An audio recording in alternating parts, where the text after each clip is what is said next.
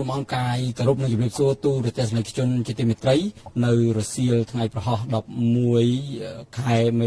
ឆ្នាំ2019នេះខ្ញុំបាទវ៉ាន់សរាយរួមនឹងក្រុមការងារផ្សាយផ្ទាល់ទូរទស្សន៍ Fresh News កំពុងនឹងធ្វើការផ្សាយផ្ទាល់ចេញពីទីស្តីការគណៈរដ្ឋមន្ត្រីទូរទស្សនិកជននៅរសៀលថ្ងៃនេះអាដាមផៃសផានរដ្ឋមន្ត្រីប្រតិភូអមនាយករដ្ឋមន្ត្រីនិងជាអ្នកនាំពាក្យនៃរាជរដ្ឋាភិបាលកម្ពុជារួមនឹងតំណាងមកពីក្រសួងការងារក៏ដូចជាសហជីពផងដែរបានជួបជុំគ្នាដើម្បីធ្វើសន្និសីទព័ត៌មានមួយបង្ហាញអំពីសិទ្ធិ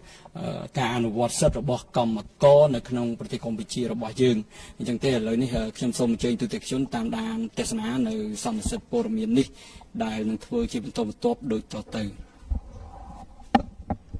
សូមថ្វាយបង្គំព្រះថេរានុរៈគ្រប់ព្រះអង្គជាទីសក្ការៈក៏ដូចជាសូមគោរពប្រជាពលរដ្ឋទាំងអស់ជនរួមជាតិទាំងអស់ជាទីមេត្រីនិងជាទីគោរពដ៏ជ្រាលជ្រៅហើយក៏សូមថ្លែងអំណរគុណដល់បងប្អូនអ្នកសារព័ត៌មានទាំងអស់ដែលលោកបានមានវត្តមាននៅពេលនេះគឺពេលនេះជាចុងបំណាច់ឆ្នាំរបស់ប្រជាជនហើយខ្ញុំសូមឯកាអនុញ្ញាតនឹងរៀបចំសេចក្តីតាមរបស់ខ្ញុំគឺសួស្តីឆ្នាំថ្មីទាំងអស់គ្នាបាទនិងការចាប់តាមរបស់ខ្ញុំនឹងគឺយើងចែកជាពីរវគ្គទី1ខ្ញុំបាទសូមអធិស្ឋានសូមគោរពជំរាបជូនអំពីរបាយការណ៍អ្វីទៅដែលជាមោទនភាពជាតិខ្មែរក្នុងការចូលឆ្នាំថ្មីប្រពៃណីរបស់យើងនេះគឺតាមរយៈកំណើនសេដ្ឋកិច្ចជាតួលេខជារបាយការណ៍របស់រាជរដ្ឋាភិបាលដែលជំរាបជូនដែលបានធ្វើម្ដងហើយនៅវេទិកាវិស័យឯកជនជាមួយនឹងសម្ដេចព្រះមហាសេនាបតីតេជោហ៊ុនសែនក៏ដូចជាសេចក្តីជំរាបជូនដល់ថ្វាយប្រគេនជូនដល់ព្រះថេរានុរៈគ្រប់ព្រះអង្គក៏ដូចជាបងប្អូនទាំងអស់គ្នាជាប្រវត្តិតាមរយៈសារព័ត៌មានរបស់យើងគឺការប្រឹងប្រែងរបស់ក្រសួងក្រសួងការងារនិងដែលដឹកនាំដោយអាយដាមបណ្ឌិតឥតសំហេងអាស្រ័យហើយដូច្នេះខ្ញុំបាទសូមគោរពជំរាបជូនថាអង្គភាពអ្នកនាំពាក្យរាជរដ្ឋាភិបាលសារជាថ្មីម្ដងទៀតសូមសម្ដែងអំណរគុណជូនចំពោះដល់ជនរួមជាតិខ្មែរទាំងអស់នៅការសម្រេចចិត្តដ៏ថ្លៃថ្លានិងមោះមុតប្រកបដោយការទទួលខុសត្រូវខ្ពស់ចំពោះជោគវាសនារបស់ផងខ្លួននិងប្រទេសជាតិដែលប្រឆាចពីការជ្រៀតជ្រែកនិងរំលោភពីមជ្ឈដ្ឋានបរទេសនិងខាងក្រៅដោយបានប្រាជ្ញាចូលរួមបោះឆ្នោតសកលកាលពីថ្ងៃទី28ខែកក្កដាឆ្នាំ2018កន្លងមកនេះការសម្រេចចិត្តដ៏ត្រឹមត្រូវនិងច្បាស់លាស់ក្នុងជំរឿសរបស់ផងខ្លួនគឺដើម្បីរួមគ្នារក្សាសន្តិភាពសេរីភាពនយោបាយនិងការរីកចម្រើនរបស់ក្រុមគ្រួសាររបស់ខ្លួននីមួយៗនិងប្រទេសជាតិជាខ្មែរជារួមដោយបានផ្ដល់សេចក្តីទុកចិត្តជូនគណៈបកប្រជាជនកម្ពុជានិងសម្ដេចអគ្គមហាសេនាបតីតេជោហ៊ុនសែនជានាយករដ្ឋមន្ត្រីនៃប្រជាជនកម្ពុជាក្នុងអាណត្តិទី6នេះអង្គភាពអ្នកនាំពាក្យរាជរដ្ឋាភិបាលសូមគម្រប់គោរពជំរាបជូនជនរួមជាតិទាំងអស់នៅមោទនភាពជាតិខ្មែរយើងនៅក្នុងឱកាសចូលឆ្នាំថ្មីនេះគឺបានប្រព្រឹត្តក្នុងបរិយាកាសបរិការមួយដែលកម្ពុជាបាននឹងកំពុងតែគ្របដណ្ដប់ដោយសន្តិភាពឯកភាពជាតិសេរីភាពនយោបាយប្រជាធិបតេយ្យនិងនីតិរដ្ឋកាន់តែរឹងមាំឡើងប្រកបដោយនឹងសេរីភាពម៉ាក្រូសេដ្ឋកិច្ចល្អប្រសើរដែលផ្ដល់ភាពអនុគ្រោះទ្រង់ដល់កំណើតនៃការអភិវឌ្ឍសេដ្ឋកិច្ចជាតិជាក់ស្ដែងក្នុងរយៈពេល2ទសវត្សរ៍ចុងក្រោយនេះកម្ពុជាសម្រេចបាននៅកំណើនសេដ្ឋកិច្ចប្រចាំឆ្នាំរបស់ខ្លួនជាមធ្យមនៅក្នុងរង្វង់ 7.7% ហើយបានចាក់ចេញពីឋានៈជាប្រទេសមានចំណូលទាបទៅជាប្រទេសមានចំណូលមធ្យមកម្រិតទាបក្នុងឆ្នាំ2015រួចកន្លងរួចមកហើយព្រមទាំងត្រូវបានចាត់ទុកថាជាខ្លាសេដ្ឋកិច្ចថ្មីនៅតំបន់អាស៊ីរបស់របស់យើងនៅក្នុងឆ្នាំ2016កន្លងមកនេះក្រោមការដឹកនាំប្រកបដោយភាពវៃឆ្លាតនិងប៉ិនប្រសប់របស់សម្ដេចព្រះមហាសេនាបតីតេជោហ៊ុនសែនសម្ដេចតេជោនាយករដ្ឋមន្ត្រី គឺសេដ្ឋកិច្ចកម្ពុជាមានកំណើនលើសពីផលរំពឹងទុកនៅឆ្នាំ2018ពោលគឺក្នុងអត្រា 7.5% ធៀបនឹងការគ្រោង 7 កដកសញ្ញា 1% ពីដើមឆ្នាំដែលជាមូលដ្ឋាននៃការបន្តភាពរឹងមាំក្នុងឆ្នាំ2019នេះហើយយើងសង្ឃឹមថានៅឆ្នាំ2020សេដ្ឋកិច្ចរបស់យើងនឹងបោះជំហានយ៉ាងប្រកបដោយប្រសិទ្ធភាពហើយនឹងស្វាហាប់ដើម្បីការរស់នៅរបស់ប្រជាពលរដ្ឋរបស់យើងនៅក្នុងក្របខ័ណ្ឌនៃការវិនិយោគកម្ពុជានៅតែជាប្រទេសគោលដៅដ៏មានសក្តានុពលសម្រាប់អ្នកវិនិយោគទាំងក្នុងស្រុកនិងបរទេសជាក់ស្ដែងផ្នែកតាមការកត់ត្រារបស់ក្រមប្រឹក្សាអភិវឌ្ឍកម្ពុជាសម្រាប់រយៈពេល5ឆ្នាំគឺពីឆ្នាំ2014ដល់ឆ្នាំ2018ស្ថានភាពនៃការវិនិយោគមានលក្ខណៈល្អប្រសើរដោយកម្ពុជាមានអនុម័តគម្រោងវិនិយោគចំនួន959គម្រោងនៅក្នុងទុនវិនិយោគសរុបចំនួនប្រមាណ23 billion ដុល្លារសហរដ្ឋអាមេរិកដែលអាចបង្កើតបានការងារចំនួន1លានកន្លែងដោយឡែកក្នុងរយៈពេល2ខែដើមឆ្នាំ2019នេះគម្រោងវិនិយោគដែលត្រូវបានអនុម័តមានចំនួន73គម្រោងក្នុងទុនវិនិយោគប្រមាណ 2.2 billion ដុល្លារសហរដ្ឋអាមេរិកធៀបទៅនឹងរយៈពេលដូចគ្នាក្នុងឆ្នាំ2018ដែលមានចំនួនត្រឹមតែ39គម្រោងក្នុងទុនវិនិយោគចំនួន3,327 លានដុល្លារអាមេរិកប៉ុណ្ណោះជាមួយគ្នានេះយុទ្ធសាស្ត្ររបស់សម្ដេចតេជោនាយករដ្ឋមន្ត្រីក្នុងការពង្រីករោងចក្រទៅតាមបណ្ដាខេត្តពលពីការជំរុញគម្រោងវិនិយោគឲ្យបោះទីតាំងនៅតំបន់ផ្សេងក្រៅពីរាជធានីភ្នំពេញក្នុងគោលបំណងបង្កើនការរួមចំណែកដល់ការអភិវឌ្ឍសេដ្ឋកិច្ចនៅតាមជនបទនិងការកាត់បន្ថយគម្លាតរវាងទីក្រុងនិងជនបទក៏ដូចជាការលើកស្ទួយជីវភាពរបស់ប្រជាពលរដ្ឋរបស់យើងដែលបានចាប់ផ្ដើមអនុវត្តនៅក្នុងរយៈពេលប្រមាណឆ្នាំចុងក្រោយនេះគឺបានធ្វើឲ្យរបាយនៃគម្រោងវិនិយោគរីកសាយពីរាជធានីភ្នំពេញទឹកបណ្ដាខេត្តទូទាំងប្រទេសពិសេសនៅតាមបណ្ដាតំបន់សេដ្ឋកិច្ចពិសេសទាំងឡាយទាំងអស់នោះជាក់ស្ដែងនៅក្នុងឆ្នាំ2018តំបន់សេដ្ឋកិច្ចពិសេសដែលមានដំណើរការមានចំនួន21តំបន់ក្នុងនោះមានរោងចក្រចំនួន266និងបានបង្កើតការងារចំនួន113,000 កន្លែងបើធៀបទៅនឹងឆ្នាំ2014ដែលមានតំបន់សេដ្ឋកិច្ចពិសេសដំណើរការតែចំនួន15ដែលមានរោងចក្រចំនួន152និងបានបង្កើតការងារចំនួនតែ89,000 កន្លែងប៉ុណ្ណោះវិស័យសំណង់និងវិស័យធនាគារនិងហិរញ្ញវត្ថុជាដើមគឺមានការរីកចម្រើនគួរឲ្យកត់សម្គាល់ផងដែរ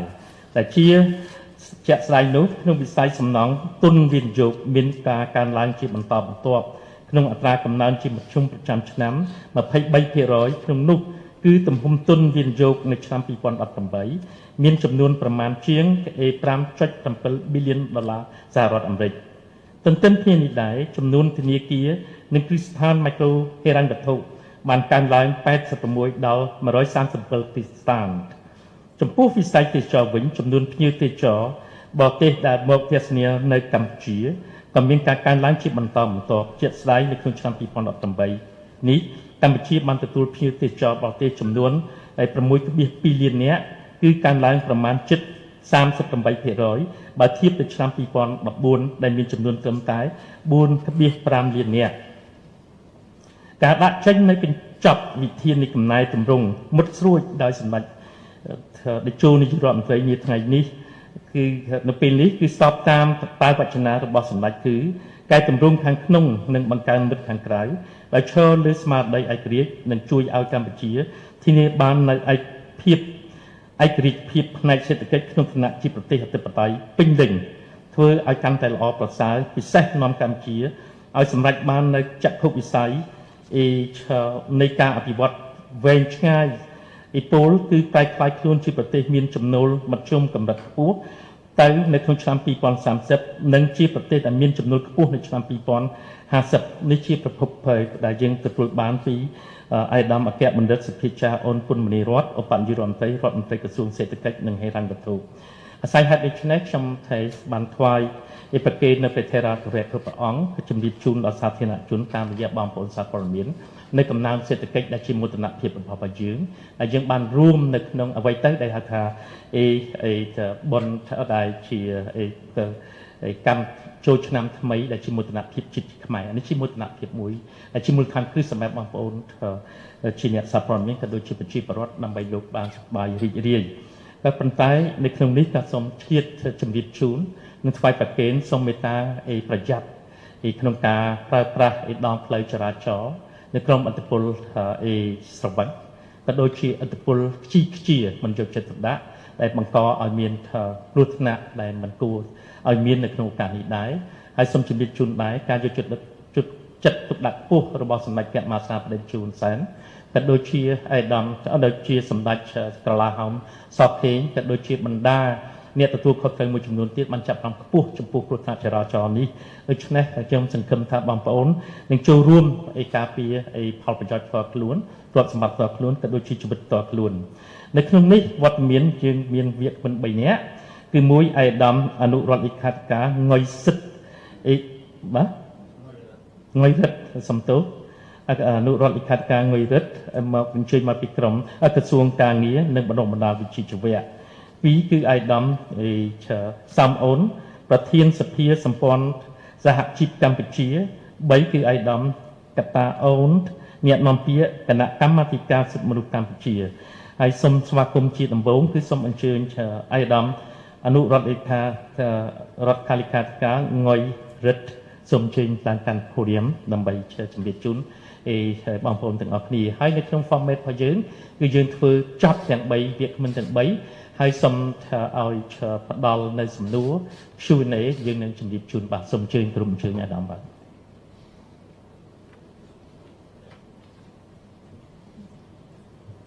បាទសូមអរគុណពាក់ព័ន្ធជាមួយប្រធានបទជាមួយនឹងក្រសួងការងារនិងបណ្ដុះបណ្ដាលវិជ្ជាជីវៈខ្ញុំបាទសូមជម្រាបជូនអំពីការយកចិត្តទុកដាក់របស់រាជរដ្ឋាភិបាលកម្ពុជា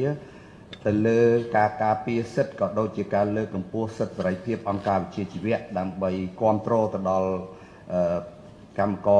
ការងាររបស់យើងនៅក្នុងវិស័យការងារទាំងមូលអញ្ចឹងតាមរយៈដែលយើងខិតខំធ្វើកន្លងមកគឺថាដើម្បីដល់នៅការការពារសិទ្ធិនិងលើកកម្ពស់ការការពារទៅដល់ផលប្រយោជន៍របស់បងប្អូនកម្មករយោជិតនេះគឺរាជរដ្ឋាភិបាលយើងបានខិតខំគឺថាអនុវត្តបានយ៉ាងជាប់ជួនទៅលើអនុសញ្ញាអង្គការអន្តរជាតិខាងការងារទាំង13ដែលកម្ពុជាបានផ្ដល់សច្ចាប័នរួចទៅហើយនោះហើយខ្លឹមសារអនុសញ្ញាទាំងអស់នោះគឺយើងបានដាក់បញ្ចូលទៅក្នុងរដ្ឋធម្មនុញ្ញច្បាប់លិខិតបទដ្ឋានរបស់កម្ពុជាទន្ទឹមនោះកម្ពុជាយើងក៏បានចូលរួមយ៉ាងសកម្មក្នុងនាមជាសមាជិករបស់អង្គការ ILO នៅក្នុងគ្រប់សកម្មភាពហើយសម្រេចបានសមិទ្ធផលជាច្រើននៅក្នុងរយៈពេលកន្លងទៅនេះយើងទើបតែរៀបចំនៅគេហៅថាខួប100ឆ្នាំនៃការបង្កើតអង្គការអន្តរជាតិខាងការងារហើយក៏វាជាសមិទ្ធផលនៃខួប50ឆ្នាំដែលកម្ពុជាបានចូលជាសមាជិករបស់អង្គការ ILO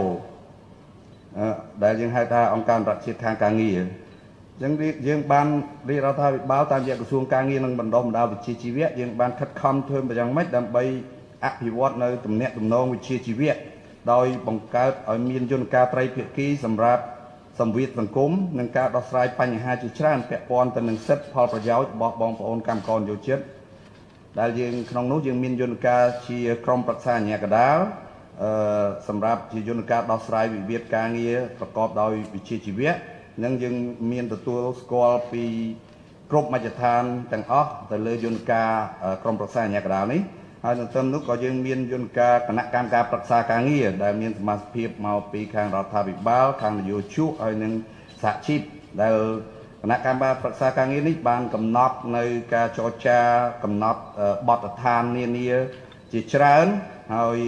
ក៏បានបង្កើតជាក្រុមការងារត្រីភាគីសម្រាប់ចរចាប្រាក់ឈ្នួលអបបរមាដែលយើងដោះស្រាយការកំណត់ប្រាក់ឈ្នួលដោយប្រកបដោយសុខដុមរមនារាជរដ្ឋាភិបាលក៏បានបន្តយកចិត្តទុកដាក់ក្នុងការលើកកម្ពស់សិទ្ធិការងារសេរីភាពអង្គការវិជ្ជាជីវៈដោយយើងខិតខំបង្កើននៅគេហៅថាប្រព័ន្ធត្រួតពិនិត្យ អត្តការកិច្ចការងាររបស់យើងដោយអនុលោមទៅតាមបទដ្ឋានស្តង់ដារអន្តរជាតិហើយយើងបើកឲ្យមានការពារសិទ្ធិទៅដល់អង្គការវិជាជីវៈជាពិសេសអង្គការសហជីពដែលរហូតដល់ពេលនេះគឺថាសេរីភាពនៃអង្គការវិជាជីវៈដែលបានចុះបញ្ជីនៅក្រសួងការងារនិងបណ្ដុំបណ្ដាលជាជីវៈមានរហូតដល់ជាង4838សហជីពមូលដ្ឋានហើយ4000សំទោសមានសហជីពសរុបហ្នឹងគឺ4838ក្នុងនោះគឺមានសហជីពមូលដ្ឋានគឺ4621សហជីពសហព័ន្ធសហជីពមាន180សហព័ន្ធសហជីពហើយសហភាពសហជីពមាន28សមាគមនយោជកមាន9ទន្ទឹមនឹងនេះរាជរដ្ឋាភិបាលក៏បានខិតខំសហប្រតិបត្តិការទ្វេភាគីនិងពហុភាគីក្នុងការគាំពៀសិទ្ធិរបស់ពលករទេសសន្តិប្រវេសរបស់យើងនៅក្រៅដែលធ្វើការនៅក្រៅប្រទេសគឺរហូតដល់ពេលនេះគឺពលការនេះរបស់យើងដែលធ្វើការនៅក្រៅប្រទេសគឺមាន1លាន2សែននាក់ដែលក្នុងមួយឆ្នាំគឺថាពួកគេអាចផ្ញើនៅប្រាក់បញ្ញើត្រឡប់មកក្នុងប្រទេសវិញជាង$2000 លានដោយពាក់ព័ន្ធជាមួយនឹងការខិតខំទៅដល់លើកកម្ពស់ទៅដល់លក្ខខណ្ឌការងារនៅកន្លែងធ្វើការយើងក៏បានយកចិត្តទុកដាក់ក្នុងការអភិវឌ្ឍនៅគេហៅថាអនាម័យសន្តិសុខការងារដែលមកដល់ពេលនេះគឺថាគ្រប់គ្រឹះស្ថានសហគ្រាសរោងចក្រទាំងអស់មានគិលានឋានមានប្រអប់សង្គ្រោះបន្ទាន់មានកន្លែងហូបបាយមានកន្លែងបំបើកូនដែលជួយទៅដល់បញ្ហាសុខភាពនិងសុខុមាលភាពរបស់កម្មករយោជិតសម្ដៅកាត់បន្ថយនៅបញ្ហាគ្រោះថ្នាក់ការងារហើយសុវត្ថិភាពក្នុងការធ្វើដំណើររបស់បងប្អូនកម្មករយោជិតផងដែរយើងបានដាក់ចេញយ៉ាងតឹងរឹងនៅផែនការជាតិស្ដីពីការលុបបំបាត់ទម្រង់ធ្ងន់ធ្ងរនៃពលកម្មកុមារដើម្បីយើងឈានទៅឆ្ពោះទៅបញ្ចប់នៅទម្រង់ធ្ងន់ធ្ងរពលកម្មកុមារនៅឆ្នាំ2025ទន្ទឹមនឹងការគាំពៀទៅដល់ពលកររបស់យើងពាក់ព័ន្ធជាមួយនឹងកិច្ចគាំពៀសង្គមក្នុងការអនុវត្តកន្លងមកគឺថាយើងបានអភិវឌ្ឍនៅរបបសន្តិសុខសង្គមដើម្បីលើកកម្ពស់សុខុមាលភាពកម្មករបង្កើនផលិតភាពនិងសមធម៌សង្គមបេឡាជាតិដែលបានបង្កើតឡើងនេះគឺយើងបានផ្ដល់សេវាខាងផ្នែកគ្រោះថ្នាក់ការងារអនុវត្តនៅរបបគ្រោះថ្នាក់ការងារហើយនិងរបបថែទាំសុខភាពហើយនៅក្នុងឆ្នាំ2019នេះគឺរាជរដ្ឋាភិបាលនឹងដាក់ឲ្យដំណើរការនៅគេហៅថារបបសោធននិវត្តន៍ដើម្បីឲ្យពលករកម្មការនេះរបស់យើងទទួលបាននៅប្រាក់ចូលនិវត្តន៍នៅពេលដែលពួកគាត់ដល់អាយុចូលនិវត្តន៍ទន្ទឹមនឹងការពង្រឹងនៅការអនុវត្តនៅក្នុងលក្ខខណ្ឌការងារក៏ដូចជាសិទ្ធិការងារយើងក៏បានផ្ដោតការយកចិត្តទុកដាក់យ៉ាងខ្លាំងទៅលើការបណ្ដុះបណ្ដាលជំនាញវិជ្ជាជីវៈដើម្បីបង្កើនធនធានមនុស្សផ្នែកវិជ្ជាជីវៈឆ្លើយតបនឹងតម្រូវការទីផ្សារការងាររបស់កម្ពុជាដែលមានការវិវត្តរីកចម្រើនបច្ចុប្បន្នដែលរហូតដល់ពេលនេះគឺគ្រឹះស្ថានបណ្ដុះបណ្ដាលវិជ្ជាជីវៈដែលស្ថិតនៅក្រោមអវ៉ាតរបស់ក្រសួងការងារនិងបណ្ដុះបណ្ដាលវិជ្ជាជីវៈយើងមានដល់325គ្រឹះស្ថានវិទ្យាស្ថានហើយក្នុងនោះ106ជាគ្រឹះស្ថានដែលសំទោសដែលស្ថិតនៅក្រោមក្រសួងគឺ106ហើយគ្រឹះស្ថានផ្សេងទៀតទាំងឯកជនទាំង NGO ផ្សេងគឺ325ហើយពាក់ព័ន្ធជាមួយនឹងការអនុវត្តដើម្បីសម្រេចបាននៅយុទ្ធសាស្ត្រចតុកោណរបស់រាជរដ្ឋាភិបាលគឺយើងបានខិតខំនៅអនុវត្តការងារជាច្រើនដែលយើងបានដាក់ចេញនៅក្នុងគោលនយោបាយជាតិស្ដីពីមុខរបរនិងការងារគោលនយោបាយអប់រំបណ្ដុះបណ្ដាលបច្ចេកទេសនិងវិជ្ជាជីវៈហើយយើងបានរៀបចំឲ្យមានគេហៅថាផែនការយុទ្ធសាស្ត្រអភិវឌ្ឍវិស័យការងាររបស់យើងឆ្នាំ2019ដល់2023ដែលនៅក្នុងយុទ្ធសាស្ត្រអភិវឌ្ឍវិស័យការងារនិងបណ្ដុះបណ្ដាលជាជីវៈនេះគឺយើងផ្ដោតទៅលើអត្ថប្រយោជន៍ចំនួន5ដើម្បីឲ្យឆ្លើយតបទៅនឹងអ្វីដែលជាគោលដៅរបស់ជាគោលនយោបាយរបស់រាជរដ្ឋាភិបាលទី1គឺយើងខិតខំនៅក្នុងការអភិវឌ្ឍនៅគេហៅថាលក្ខខណ្ឌការងារនិងមុខរបរហើយទី2គឺយើង បានន័យទំនើបកម្មយើងនឹងខិតខំធ្វើឲ្យមានទំនើបកម្មនៅក្នុងវិស័យបណ្ដុះបណ្ដាលបច្ចេកទេសនិងវិជ្ជាជីវៈហើយទី3គឺយើងនឹងខិតខំបង្កើតមុខរបរនិងការងារជូនប្រជាពលរដ្ឋបន្ថែមទៀតហើយទី4របបយើងនឹងបង្កើននៅការអនុវត្តនៅរបបសន្តិសុខសង្គមហើយទី5គឺយើងនឹងបង្កើននៅពង្រឹងអភិបាលកិច្ចដើម្បីផ្ដល់សេវាឲ្យកាន់តែប្រសើរជូនដល់បងប្អូនប្រជាពលរដ្ឋរបស់យើងក៏ដូចជាបងប្អូនកម្មករនិយោជិតហើយនៅក្នុងកិច្ចសហប្រតិបត្តិការជាមួយដៃគូរបស់យើងមានគម្រោងជាច្រើនជាមួយដៃគូសំខាន់របស់យើងដើម្បីធានាថាគម្រោងលក្ខខណ្ឌការងារសិទ្ធិសេរីភាពអង្គការវិជ្ជាជីវៈធ្វើឲ្យកាន់តែប្រសើរឡើងនៅទំនាក់ទំនងវិជ្ជាជីវៈហ្នឹងគឺដើម្បីឲ្យមានសុខដុមរមនេះជាមួយគ្នារវាងតកែរោងចក្រហើយនិងកម្មករនិយោជិតអញ្ចឹងទេនៅក្នុងការអនុវត្តនេះគឺយើងបានបន្តនៅគោលនយោបាយរបស់រាជរដ្ឋាភិបាលយើងដែលយើងបានអនុវត្តដោយជោគជ័យកន្លងមកតាំងពីឆ្នាំ1999ពាក់ព័ន្ធជាមួយនឹងគោលនយោបាយគេហៅថាការផ្សារភ្ជាប់ពាណិជ្ជកម្មទៅនឹងបទដ្ឋានការងារអន្តរជាតិដែលយើងបច្ចុប្បន្ននេះយើងនៅតែបន្តសហការយ៉ាងល្អជាមួយនឹងគម្រោងរោងចក្រកាន់តែប្រសើរនៅកម្ពុជាហើយក៏យើងបានបន្តអនុវត្តនៅជាមួយនឹងគម្រោងគេហៅថាគំនិតផ្ដួចផ្ដើមសកល Global Deal Initiative ដែលជាការផ្ដួចផ្ដើមរបស់នាយករដ្ឋមន្ត្រីរបស់ស៊ុយអែតហើយនឹងគម្រោងពាក់ព័ន្ធជាមួយនឹងបទដ្ឋានសង្គមការងារនិងក្នុងវិស័យវិញ្ញាណភ័ណ្ឌក្នុងតំបន់អាស៊ីរបស់ GIZ តែគម្រោងទាំងអស់នេះបានជួយជាការងារធ្វើឲ្យមានការវិវត្តរីកចម្រើនជាច្រើនពាក់ព័ន្ធជាមួយនឹងសិទ្ធិនិងលក្ខខណ្ឌការងារនៅកម្ពុជាកន្លងទៅនេះដើម្បីជំរុញនៅការអនុវត្តគោលនយោបាយឧស្សាហកម្មមុខរបរនិងគាំពារសង្គមយើងឃើញថាសម្ដេចអគ្គមហាសេនាបតីតេជោហ៊ុនសែននាយករដ្ឋមន្ត្រីនៃព្រះរាជាណាចក្រកម្ពុជាបានចុះជួបជាមួយបងប្អូនកម្មករនិយោជិតចាប់តាំងពីថ្ងៃទី20សីហាឆ្នាំ2017មកគឺថាបានចំនួន66លើកហើយសរុបកម្មករនិយោជិតជិត95,000នាក់ដែលតាមរយៈនោះបានរកឃើញនៅបញ្ហានិងដាក់ចេញនៅគោលការណ៍វិធានការជាច្រើនជាពិសេសអនុសាសន៍ទាំង10ចំណុចរបស់សម្ដេចដើម្បីលើកកម្ពស់ជីវភាពសុខុមាលភាពកម្មករនិយោជិតនិងទំនាក់ទំនងវិជ្ជាជីវៈជារួមតាមរយៈគោលនយោបាយដ៏ត្រឹមត្រូវរបស់រាជរដ្ឋាភិបាលនេះហើយយើងឃើញថាបានផ្ដល់អាទិភាពខ្ពស់ទៅលើសុខសន្តិភាពសេរីភាពដែលជាគន្លឹះនៃការអភិវឌ្ឍដែលបានធ្វើឲ្យយើងសម្រេចបានជោគជ័យយ៉ាងខ្លាំងនៅក្នុងការអភិវឌ្ឍសេដ្ឋកិច្ចរបស់យើងដែលកំណើនសេដ្ឋកិច្ចយើងដឹងថាជាមធ្យម 7% ក្នុងរយៈពេល2ទសវត្សរ៍ហើយបង្កើតបាននៅការងារជូនប្រជាពលរដ្ឋរបស់យើង 99.3% នៃកម្លាំងពលកម្មសរុបប្រមាណ10លាននាក់ហើយយើងនៅបន្តបើកឱកាសបន្ថែមទៀតសម្រាប់អភិវឌ្ឍសេវារកការងារជូនប្រជាពលរដ្ឋរបស់យើងតាមរយៈទីភ្នាក់ងារជាតិមុខរបរនិងការងារសម្រាប់ការងារនៅក្នុងប្រទេសហើយសម្រាប់ការងារក្រៅប្រទេសយើងមាន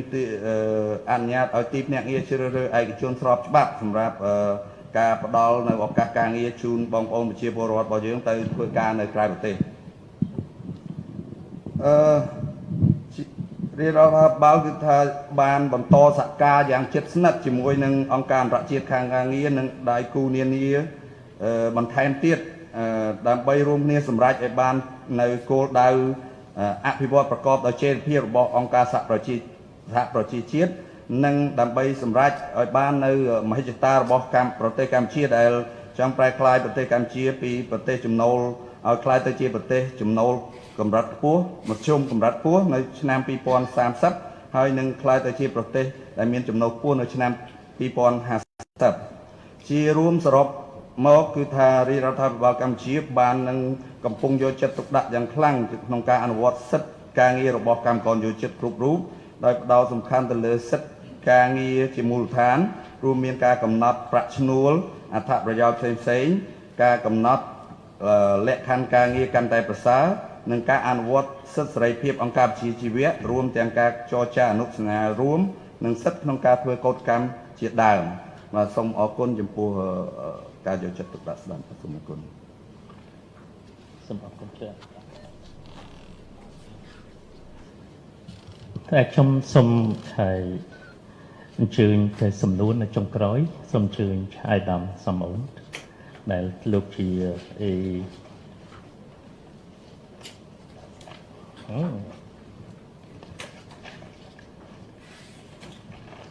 អាយដាមសំអូនលោកជាប្រធានសភាសម្ព័ន្ធសហជីពកម្ពុជាសូមអញ្ជើញ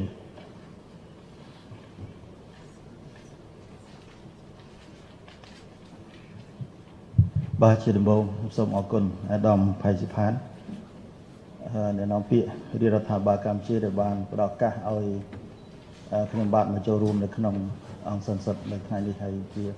ពិសេសសូមគោរពនឹងថ្លែងនឹងអរគុណដល់ជនរួមជាតិទាំងអស់ដែលកំពុងតែតាមដាននៅកម្មវិធីនេះហើយជាពិសេសមែនទែនគឺសូមគោរពទៅដល់បងប្អូនកម្មករយុវជនទាំងអស់ដែលកំពុងតែតាមដានដូចជាកំពុងតែបម្រើការងារនៅតាមដានរោងចក្រសហគ្រាសខ្ញុំសូមធ្វើការចាប់អារម្មណ៍ទៅលើអ្វីដែលជាការវិវត្តពាក់ព័ន្ធទៅនឹងសិទ្ធិសេរីភាពរបស់កម្មករក៏ដូចជាពាក់ព័ន្ធទៅនឹងអត្ថប្រយោជន៍របស់កម្មករយើងដោយដែលអាដាមងុយរិទ្ធដែលជាតំណាងក្រសួងការងារបានលើកឡើងច្រើនហើយអំពីវឌ្ឍនភាពនៃការរីកចម្រើនពាក់ព័ន្ធនឹងសិទ្ធិនិងផលប្រយោជន៍របស់កម្មករយើងដោយឡែកខ្ញុំសូមលើកបន្ថែមនៅបញ្ហាមួយចំនួនយើងត្រូវយល់ថាហេតុអីបានបងប្អូនកម្មករយុវជនគាត់មានសិទ្ធិក្នុងការបង្កើតសហជីពក៏ដូចជាការចូលរួមនៅក្នុងចលនាសហជីពហើយក៏ដូចជាការចូលរួមនៅក្នុងការតស៊ូមតិដើម្បីសិទ្ធិសេរីភាពក៏ដូចជាផលប្រយោជន៍របស់ខ្លួនពួកយើងយោងទៅតាមច្បាប់យើងមានច្បាប់ជាតិ3សំខាន់គឺទី1គឺច្បាប់រដ្ឋធម្មនុញ្ញដែលជាច្បាប់កម្ពុជារបស់ជាតិយើងហើយទី2យើងមានច្បាប់ស្តីពីការងារហើយទី3យើងមានច្បាប់ស្តីពីសហជីពហើយជាមួយនឹងគឺយើងមានអនុសញ្ញាអន្តរជាតិអនុសញ្ញាស្នូលនេះខ្ញុំលើកតែអំពីអនុសញ្ញា2ដែលខ្ញុំគិតថាពាក់ព័ន្ធទៅនឹងសិទ្ធិសេរីភាពក្នុងការបង្កើតសហជីពក៏ដូចជាសមាគមហើយនឹងសិទ្ធិការចរចាសមូហភាពគឺអនុសញ្ញាលេខ87និង98អញ្ចឹង5ហ្នឹងហើយគឺជាមូលដ្ឋានគ្រឹះនៃគោលការណ៍លទ្ធិប្រជាធិបតេយ្យក៏ដូចជាគោលការណ៍ជាមូលដ្ឋានដែលជំរុញឲ្យបងប្អូនកម្មករយុវជនរបស់យើងគាត់ចូលរួមនៅក្នុងចលនានេះចំណុចទី2ឆ្លងតាមអ្វីដែលអាដាមងុយរិទ្ធលើកឡើងនេះយើងឃើញថាការរីកចម្រើននៃសិទ្ធិសេរីភាពនេះបើយើងគិតមកដល់ពេលនេះគឺយើងឃើញថាប្រទេសកម្ពុជាយើងគឺមានការកើនឡើងនៅចលនាសហជីពនេះច្រើនមែនទែនយើងអាចនិយាយថាបើយើងប្រៀបធៀបជាមួយនឹងប្រទេសមួយចំនួននៅក្នុងតំបន់កម្ពុជាយើងប្រហែលជាអាចមានសហជីពច្រើនជាងគេបាទយើងមើលនៅក្នុងរោងចក្រកាត់ដេរសម្លៀកបំពាក់សរុបទាំងអស់ប្រហែលជាក្នុង1000រោងចក្រជាងនៅស្រុកខ្មែរយើងហើយយើងមានសហជីពមូលដ្ឋានរហូតដល់4600ជាងអញ្ចឹងវាលើសរោងចក្រអញ្ចឹងបាននៅរោងចក្រមួយយើងមានសហជីពពី2ទៅ3ទៅ5 6 7សហជីពមូលដ្ឋានក្នុងរោងចក្រមួយហើយយើងមានសហព័ន្ធសហជីពរហូតដល់280ហើយមានសហភាព28បាទអញ្ចឹងអានេះគឺជាចំនួនមួយខ្ញុំគិតថាបើសិនជាការផ្ដល់នូវសិទ្ធិសេរីភាពនេះមិនបានពេញលេញទេខ្ញុំគិតថាការរីកចម្រើនហើយកំណើននៃចលនាសហជីពនេះមិនអាចកើនច្រើនដូចនេះទេចំណុចទី2ខ្ញុំក៏សង្កត់ដែរពាក់ព័ន្ធទៅនឹងបញ្ហាបសសនេះវាពាក់ព័ន្ធទៅនឹងអត្ថប្រយោជន៍របស់បងប្អូនកម្មករយើងហើយអត្ថប្រយោជន៍នេះគឺបើយើងនិយាយអំពីប្រវត្តិនៃកម្មករយើងពាក់ព័ន្ធទៅនឹងប្រាក់ឈ្នួលនេះគឺយើងឃើញថាមកដល់ពេលនេះគឺមានលក្ខណៈល្អប្រសើរជាងមុនច្រើនបាទព្រោះការវិវត្តនៃការឡើងប្រាក់ឈ្នួលរបស់កម្មករយើងនឹងជាង10ដងហើយមកដល់ពេលនេះអញ្ចឹងដំបូងនៅឆ្នាំចុង90ទសវត្សរ៍90ហ្នឹងប្រាក់ឈ្នួលកម្មករយើងកាលនោះបើយើងនិយាយពីប្រវត្តិទៅយើង30ទៅ$35ទេហើយក្រោយមកបានយើងមានការកំណត់នៅក្នុងសេចក្តីជូនដំណឹងគឺយើងឡើងពី45 50 61 80ឡើងមក100 128 140ហើយបានដល់170 182បាទអញ្ចឹងអានេះការវិវត្តមួយដែលធ្វើឲ្យវិស័យការងាររបស់យើងនេះធ្វើបងប្អូនកម្មកររបស់យើងគាត់ទទួលបាននៅជីវភាពសមរម្យជាងមុនបាទអ ចឹងអ្វីដែលជាការប្រែប្រួលលឿននៃប្រាក់ឈ្នួលនេះគឺដោយសារកត្តាសេដ្ឋកិច្ចដោយសារសេដ្ឋកិច្ចជាតិយើងមានការរីកចម្រើនអញ្ចឹងសេដ្ឋកិច្ចមានការរីកចម្រើនអញ្ចឹងធ្វើឲ្យមានឱកាសក្នុងការដំឡើងប្រាក់ឈ្នួលរបស់យើងមួយទៀតពាក់ព័ន្ធនឹងយន្តការនៃការដំឡើងប្រាក់ឈ្នួលនេះក៏ជាការយល់ឃើញរបស់ខ្ញុំ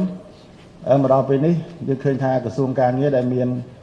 គណៈកម្មការប្រឹក្សាការងារនឹងជាយន្តការត្រីភាគីនឹងគឺថាមានភាពចាស់ទុំហើយមានបទពិសោធន៍ហើយរឹតតែមានប្រសិទ្ធភាពនៅក្នុងការដោះស្រាយជូនទៅដល់បងប្អូនកម្មករយើងអញ្ចឹងយើងឃើញថារាល់ការដំឡើងប្រាក់ឈ្នួលដែលយើងបានកំណត់ដំឡើងជារៀងរាល់ឆ្នាំអញ្ចឹងយន្តការនេះជាយន្តការមួយដែលមានគេហៅថាភារកិច្ចទូនាទីក្នុងការស្រាវជ្រាវដើម្បីធ្វើយ៉ាងណាការដំឡើងប្រាក់ឈ្នួលនេះឲ្យបានសមស្របហើយជាពិសេសគឺនៅពេលដែលដំឡើងប្រាក់ឈ្នួលហ្នឹងគឺធានាបាននូវការប្រកួតប្រជែងហើយមិនមានការប៉ះពាល់ដល់សេដ្ឋកិច្ចជាតិរបស់យើងអញ្ចឹងយន្តការនេះគឺសំខាន់ណាស់ក្នុងការគិតគូរទៅដល់បញ្ហាសិទ្ធិនិងផលប្រយោជន៍របស់កម្មករយើងមួយទៀតខ្ញុំចង់លើកដែរគឺពាក់ព័ន្ធទៅនឹងការគិតគូររបស់រាជរដ្ឋាភិបាលយើងដូចជាកន្លងមកនេះក៏មានរោងចក្របិទច្រើនហើយការរោងចក្របិទនេះយើងឃើញថារាជរដ្ឋាភិបាលតាមរយៈក្រសួងការងារហ្នឹងគឺបានសំណងប្រាក់ខែរបស់កម្មករហ្នឹងគឺចំណាយជាង$20 លានបាទដើម្បីធ្វើយ៉ាងណាដោះស្រាយជូនបងប្អូនកម្មករយើងនៅពេលដែលតកែរោងចក្រមួយចំនួនហ្នឹងរត់ចោលហើយមកដល់ពេលនេះយើងឃើញថារាជរដ្ឋាភិបាលគឺមានធានការរឹតតែប្រសិទ្ធភាពអញ្ចឹងយើងឃើញនៅក្នុងរយៈពេលជិត1ឆ្នាំចុងក្រោយនេះយើងឃើញថាមិនមានករណីរោងចក្ររត់ចោលដូចមុនហ្នឹងគឺមិនមានទេបាទអញ្ចឹងទេខ្ញុំសូមសរុបទៅគឺជារួមពាក់ព័ន្ធទៅនឹងសិទ្ធិសេរីភាពក៏ដូចជាផលប្រយោជន៍របស់កម្មករនៅកម្ពុជាយើងមកដល់ពេលនេះគឺមានលក្ខណៈប្រសើរច្រើនហើយយើងសង្ឃឹមថាអ្វីដែលជាចំណុចសេសសល់ជាធម្មតាយើងទទួលស្គាល់ថាវានៅមានចំណុចខ្វះខាតប៉ុន្តែចំណុចខ្វះខាតនេះសំខាន់គឺរាជរដ្ឋាភិបាលក៏ដូចជារួមជាមួយនឹងសហជីពជាដៃគូសមាគមយោជកដើម្បីធ្វើយ៉ាងណាយើងខិតខំដោះស្រាយបន្តទៀតហើយទៅថ្ងៃមុខយើងសង្ឃឹមថាលក្ខខណ្ឌការងាររបស់កម្មករយើងរឹតតែប្រសើរជាងនេះបាទសូមអរគុណ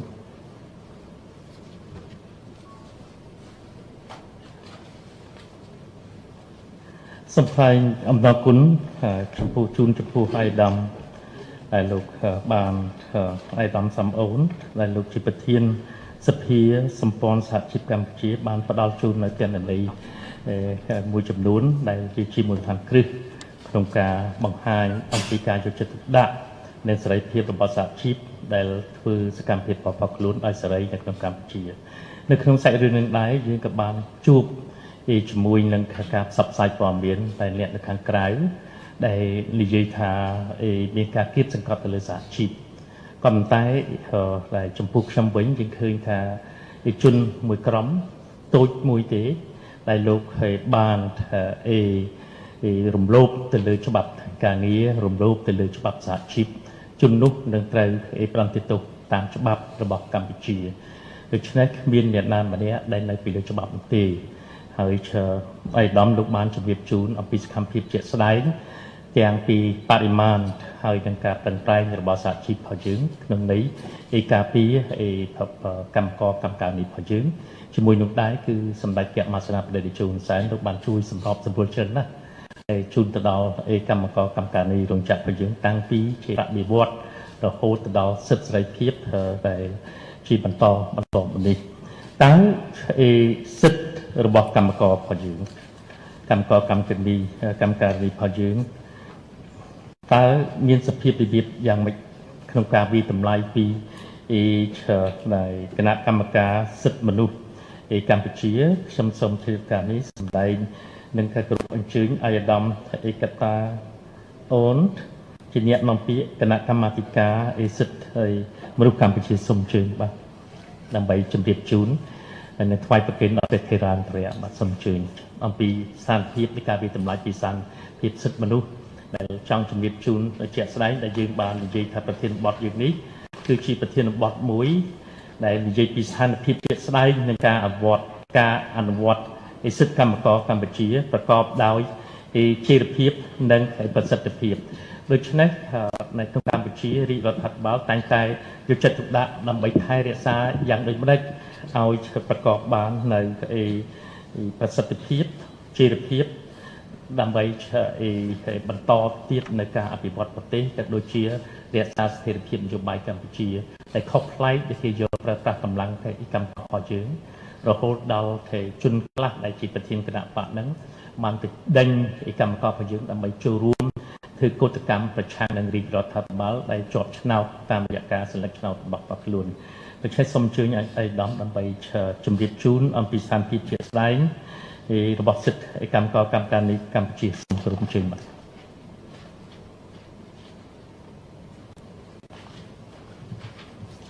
បាទសូមគោរពអាយដាមផៃសផានរដ្ឋមន្ត្រីប្រធមរដ្ឋមន្ត្រីនិងជាអ្នកនាំពាក្យរាជរដ្ឋាភិបាលសូមគោរពអាយដាមសំអូនអាយដាមតំណាងក្រសួងការងារជាពិសេសសូមគោរពបងប្អូនអ្នកសារព័ត៌មាននៅទីនេះ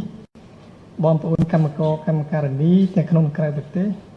និងសូមជម្រាបសួរបងប្អូនប្រជាពលរដ្ឋទូទាំងប្រទេសជូនពរឆ្នាំថ្មីសុខភាពល្អជោគជ័យការងារគ្រប់បែបយ៉ាងពីបរិបទទូទៅហើយទុកលទ្ធភាពជូនបងប្អូនអ្នកសារព័ត៌មានដើម្បីយើងពិភាក្សាគ្នានៅចំណុចសំខាន់ដែលកើតមានឡើងនៅក្នុងបរិបទស្ថានភាពទូស្ថានភាពនៃប្រទេសកម្ពុជាបងប្អូនកម្មករកម្មការិនីសពថ្ងៃកំពុងតែសម្បូរសប្បាយនឹងការប្រើប្រាស់សិទ្ធិសេរីភាពរបស់ខ្លួនប៉ុន្តែមួយចំនួនធំក៏គាត់មិនទាន់យល់ថាតើសិទ្ធិសេរីភាពនេះមានកិច្ចការពារយ៉ាងណាគឺថាបានយកចិត្តទុកដាក់យ៉ាងខ្លាំងក្នុងការការពារនិងលើកកម្ពស់សិទ្ធិមនុស្សតាមរយៈសកម្មភាពនានារបស់ខ្លួននិងតាមរយៈកិច្ចសហប្រតិបត្តិការក្នុងក្របខ័ណ្ឌជាតិអន្តរជាតិនិងតំបន់ខ្ញុំមាន5ចំណុចដែលចែកជូនដល់បងប្អូននៅពេលនេះទី1គឺកិច្ចការពារក្នុងក្របខ័ណ្ឌច្បាប់អន្តរជាតិយើងដឹងថាច្បាប់អន្តរជាតិដែលសំខាន់ដែលជាមូលដ្ឋានគ្រឹះនៃសិទ្ធិមនុស្សគឺសេចក្តីប្រកាសជាសកលអំពីសិទ្ធិមនុស្សសេចក្តីប្រកាសជាសកលអំពីសិទ្ធិមនុស្សនេះយើងអនុម័តនៅថ្ងៃ10ធ្នូឆ្នាំ1948ហើយកម្ពុជាយើងទទួលយកនៅឆ្នាំ1955នៅក្នុងមាត្រា23 24 25គឺបានចែងជាសំខាន់អំពីសិទ្ធិពាក់ព័ន្ធទៅនឹងវិស័យការងារ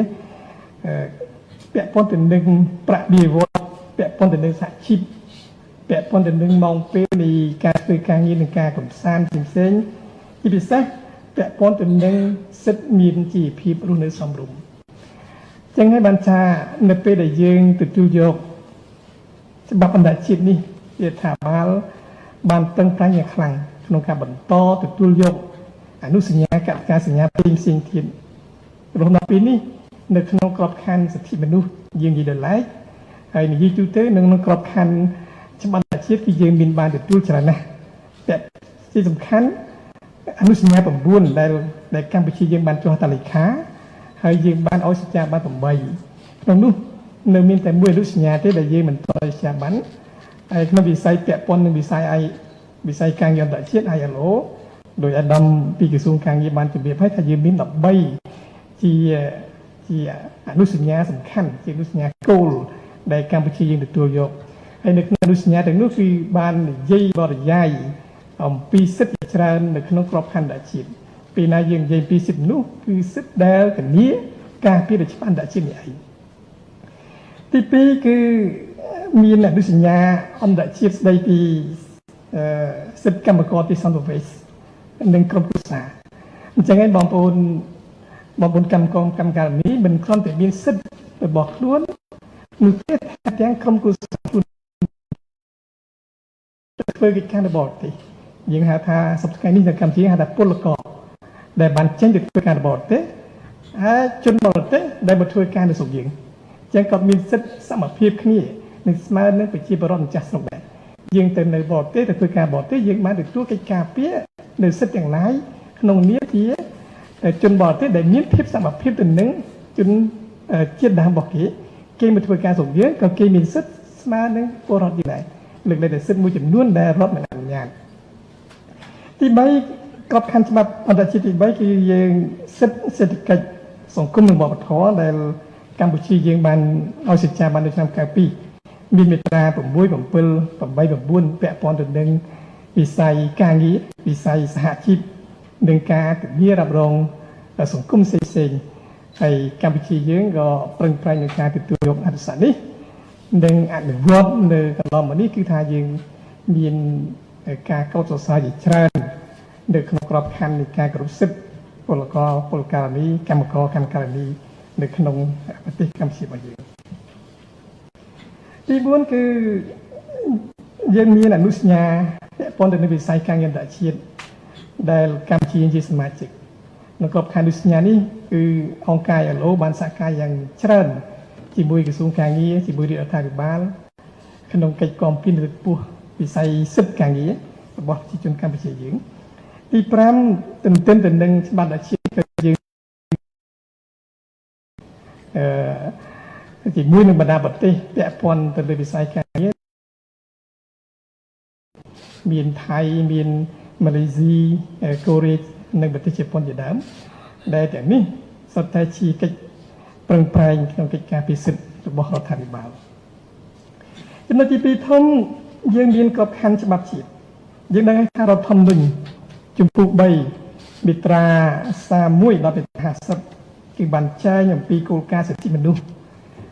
នៅគោលការណ៍សិទ្ធិទាំង5គឺសិទ្ធិពលរដ្ឋសិទ្ធិនយោបាយសិទ្ធិសេដ្ឋកិច្ចសង្គមវប្បធម៌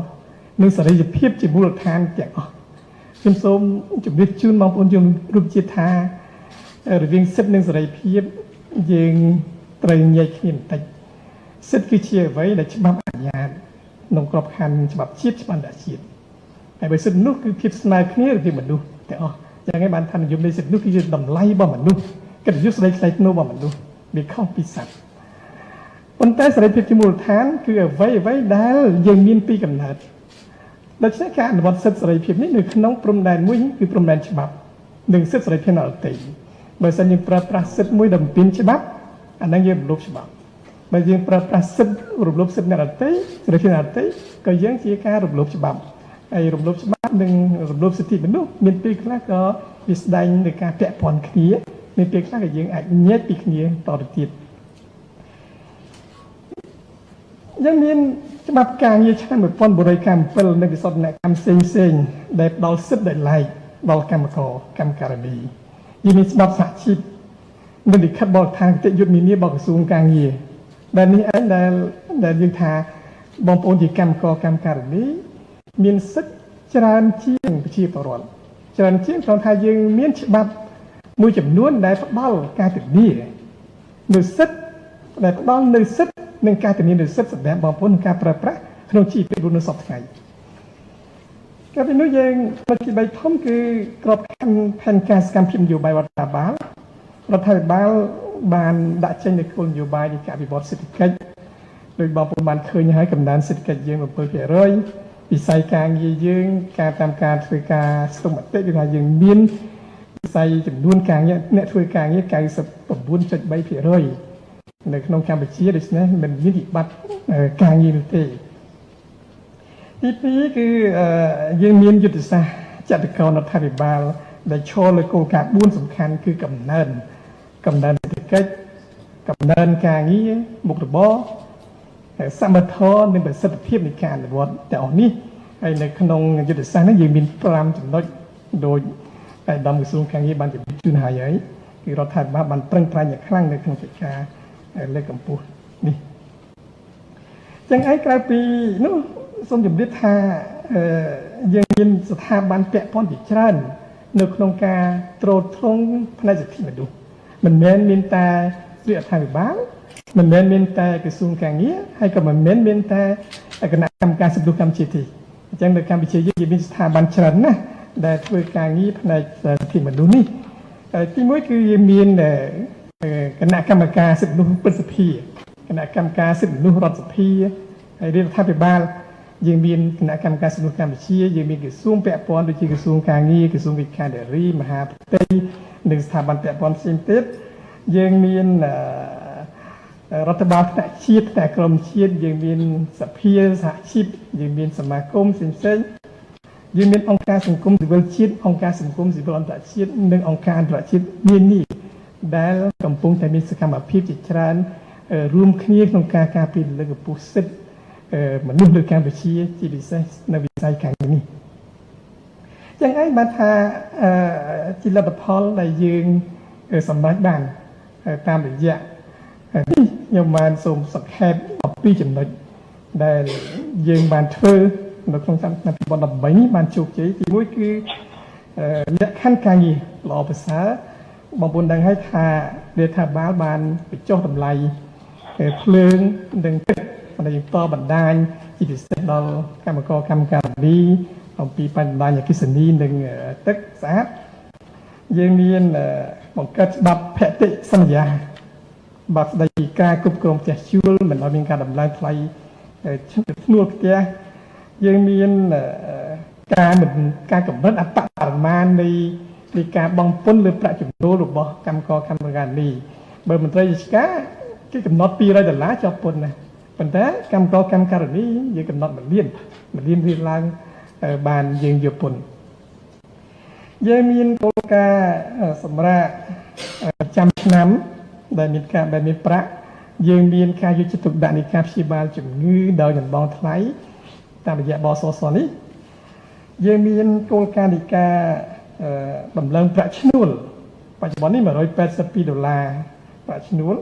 ហើយយើងបើក2ដងក្នុងមួយខែដើម្បីសម្រួលដល់ជីវភាពរស់នៅរបស់កម្មករកម្មការិនីយើងក៏បានកសាងច្បាប់ស្តីពីប្រាក់ឈ្នួលបរិមាពីព្រោះបើសិនជាយើងកសាងច្បាប់ទេយើងមិនអាចធានាបាននៅសមត្ថភាពបានទេយើងមានក្រុមហ៊ុនខ្លះអាចខ្ពស់ក្រុមហ៊ុនខ្លះអាចទាបដែលមានទាបមិនប្រក្រតីដូច្នេះបើយើងមានច្បាប់យើងមានបានធានាស្តង់ដារមួយចំណុចមួយទៀតគឺសិទ្ធិសេរីភាពនៅអង្គការជីវៈតាមរយៈការបង្កើតសហជីពច្បាប់សហជីពដែលថ្មីនេះទើបតែប្រើប្រាស់អនុម័តប្រើប្រាស់គឺបានធានានៅភាពស្របច្បាប់ជានីតិបុគ្គលសម្រាប់សហជីពទាំងអស់ជាង4000នៅកម្ពុជាយើងពង្រឹងការបដិបត្តិជីវៈបើសិនជាយើងគ្មានធនធានមនុស្សយើងគ្មានវិស័យការងាររីកចម្រើនយើងគ្មានសេដ្ឋកិច្ចរីកចម្រើនទេដូច្នេះធនធាននោះសំខាន់ណាស់ដែលទាមទារឲ្យបដិបត្តិជំនាញដល់កម្មករយើងដល់សេវាការងារស្ដីពីមុខរបរនយោបាយគោលនយោបាយស្ដីពីមុខរបរនិងការធានារ៉ាប់រងហានិភ័យការងារដូច្នេះហើយជាពិសេសចំពោះបងប្អូនកម្មការិនីដែលសម្រាប់មិត្តភាពនឹងបានទទួលប្រាក់120%ក្នុងរយៈពេល3ខែនៃការសម្រាប់មិត្តភាពហើយកូនម្នាក់គឺឧបត្ថម្ភ440,000រៀល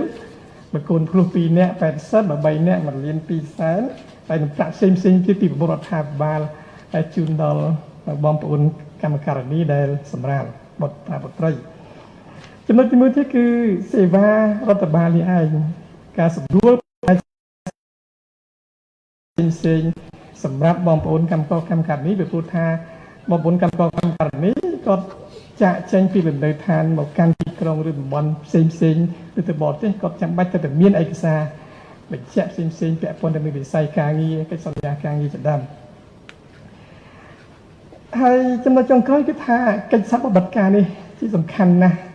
បើសិនបើគ្មានការវិនិយោគពីបរទេសបើសិនបើគ្មានការជំនួយបច្ចេកទេសទាំងស្មារតីនិងសម្ភារៈទេគឺយើងអាចឈានមកដល់ថ្ងៃនេះដូច្នេះហើយជាសរុបយើងឃើញថាទស្សនវិជ្ជាទូទៅអំពីការអនុវត្តសិទ្ធិសេរីភាពរបស់កម្មករនៅកម្ពុជាគឺយើងមានភាពសម្បូរបែបហើយយើងមានកិច្ចការពារតាមរយៈយន្តការផ្សេងពុំមានការខិតបង្ខំការវិតម្លៃដ៏អាក្រក់ដល់ខ្មៅងឹតមកលើកម្ពុជាដោយដែលគេវិតម្លៃនោះទេដូចទៅវិញយើងមានការប្រើប្រាស់សិទ្ធិសេរីភាពដ៏ពេញចិត្តតែខ្ញុំសូមជម្រាបថាព្រំដែនរបស់សិទ្ធិបុគ្គលម្នាក់គឺច្បាប់ព្រំដែនច្បាប់និងសិទ្ធិសេរីភាពអ្នកដទៃជាអនុសាសន៍សម្រាប់បងប្អូនអ្នកអរគ្នាដើម្បីថាធ្វើដំណេកដើម្បីយើងអនុវត្តសិទ្ធិទាំងអស់នោះត្រឹមត្រូវគឺយើងត្រូវពិចារណាថាមុនយើងនឹងធ្វើអ្វីមួយទាំងកាយវិការទាំងចិត្តទាំងស្មារតីរបស់យើងទាំងសម្ដីគឺយើងត្រូវពិចារណាដោយលឿនថាតើអ្វីយើងនឹងធ្វើនេះវារំលោភច្បាប់ឬសិទ្ធិសេរីភាពអ្នកដទៃទេបើសិនជាការរំលោភយើងកុំធ្វើ ហើយបើសិនជាពុំមានការរំលោភទេបងប្អូនអាចប្រើប្រាស់សិទ្ធិសេរីភាពដោយសេរីបាទសូមអរគុណ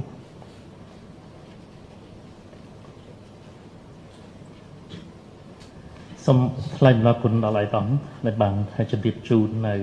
ចំណុចវិជ្ជមានច្រើនក្នុងការបញ្យល់ប្រាប់និងការបកស្រាយអំពីសិទ្ធិរបស់កម្មករកម្មការនេះដែលក្នុងរយៈកន្លងដែលកំពុងតែធ្វើការអភិវឌ្ឍជាជំហានតែគួរឲ្យទទួលយកបាននេះហើយក៏ចង់ជម្រាបជូនដែរនៅក្នុងការយកចិត្តទុកដាក់ក្នុងកិច្ចថែរក្សាការពារបងប្អូនកម្មករកម្មការនេះឬកម្មករនយោជិកនេះគឺចាប់តាំងពីថ្ងៃអាទិត្យទី20ខែសីហាឆ្នាំ2017រហូតដល់ថ្ងៃទី20ខែមីនាឆ្នាំ2019នេះសម្ដេចតេជោលោកបានជួបជាមួយនឹងបងប្អូនប្រធានរដ្ឋបាលប្រធានផ្នែកប្រធានក្រុមនិងបងប្អូនកម្មករនយោជិកទាំងក្នុងនិងក្រៅប្រព័ន្ធចំនួន61លើកដែលមានចំនួនសរុបទាំងអស់នោះគឺ 94267 នាក់សូមគោរពជម្រាបជូនឲ្យផងដែរកម្ពុជាបានសម្រេចនៅសមិទ្ធផលដ៏ធំធេងក្នុងការពង្រឹងសន្តិភាពស្ថិរភាពនិងកំណើនសេដ្ឋកិច្ចដែលបង្កើតបានការងារជូនកម្មករនយោជិកអត្រាមានការងារធ្វើ 99.3% នៃកម្លាំងពលកម្មសរុបប្រមាណជិត10លាននាក់នៅក្នុងនោះសហគ្រាសគ្រឹះស្ថានសេដ្ឋកិច្ចក្នុងប្រព័ន្ធដែលបានចុះបញ្ជីនៅក្រសួងការងារនិងបណ្ដុះបណ្ដាលវិជ្ជាជីវៈមានចំនួនសរុបជិត 13000 និងមានកម្មករនយោជិកសរុបចំនួនជិត 1,500,000 នាក់គឺមានស្ត្រី 800,000 នាក់ដែលមានប្រាក់ឈ្នួលសរុបជាមធ្យមប្រមាណជាង 4,800 លានដុល្លារក្នុងនោះគឺក្នុងវិស័យកាត់ដេរសម្លៀកបំពាក់និងផលិតស្បែកជើងតែមានកម្មករនយោជិកជាង 440,000 នាក់ដែលមានប្រាក់ឈ្នួលសរុបប្រមាណជាង 2,800 លានដុល្លារក្នុងមួយឆ្នាំសហគ្រាសគ្រឹះស្ថានសេដ្ឋកិច្ចក្រៅប្រព័ន្ធសរុបមានចំនួនជិត 600,000 មានកម្មករចំនួនជាង 2,400,000 នាក់នៅក្នុងវិស័យកសិកម្មប្រមាណជាង 4 លាននាក់ពលករធ្វើការនៅក្រៅប្រទេសមានចំនួនប្រមាណ 1,200,000 នាក់និងមន្ត្រីសាធារណៈចំនួនប្រមាណជាង 900,000 នាក់ក្រសួងការងារនិងបណ្ដុះបណ្ដាលជីវៈកំពុងតែបន្តការតាមដានការអនុវត្តនៅអនុសាសន៍10ចំណុចរបស់សម្ដេចព្រះមហាសេនាបតីតេជោហ៊ុនសែនគឺ1គ្រប់រោងចក្រទាំងអស់ត្រូវអនុវត្តប្រាក់ឈ្នួលអបបរមាក្នុងឆ្នាំ2019គឺចំនួន$182និងបានលើកប្រាក់ឈ្នួល2និងបានបើកប្រាក់ឈ្នួល2សប្តាហ៍ម្ដងជូនកម្មករនយោជិក2កម្មករនយោជិកទទួលបានការពិនិត្យព្យាបាលជំងឺដោយមិនបោះប្រាក់3កម្មការិនីទទួលប្រាក់ឈ្នួល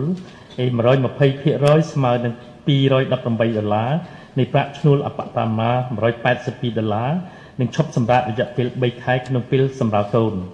4គឺបានបន្តផ្ដល់ប្រាក់ឧបត្ថម្ភដល់កម្មការិនីក្រោយពេលសម្រាលកូនឆ្នាំ2018មានកម្មការិនីសម្រាលកូនចំនួន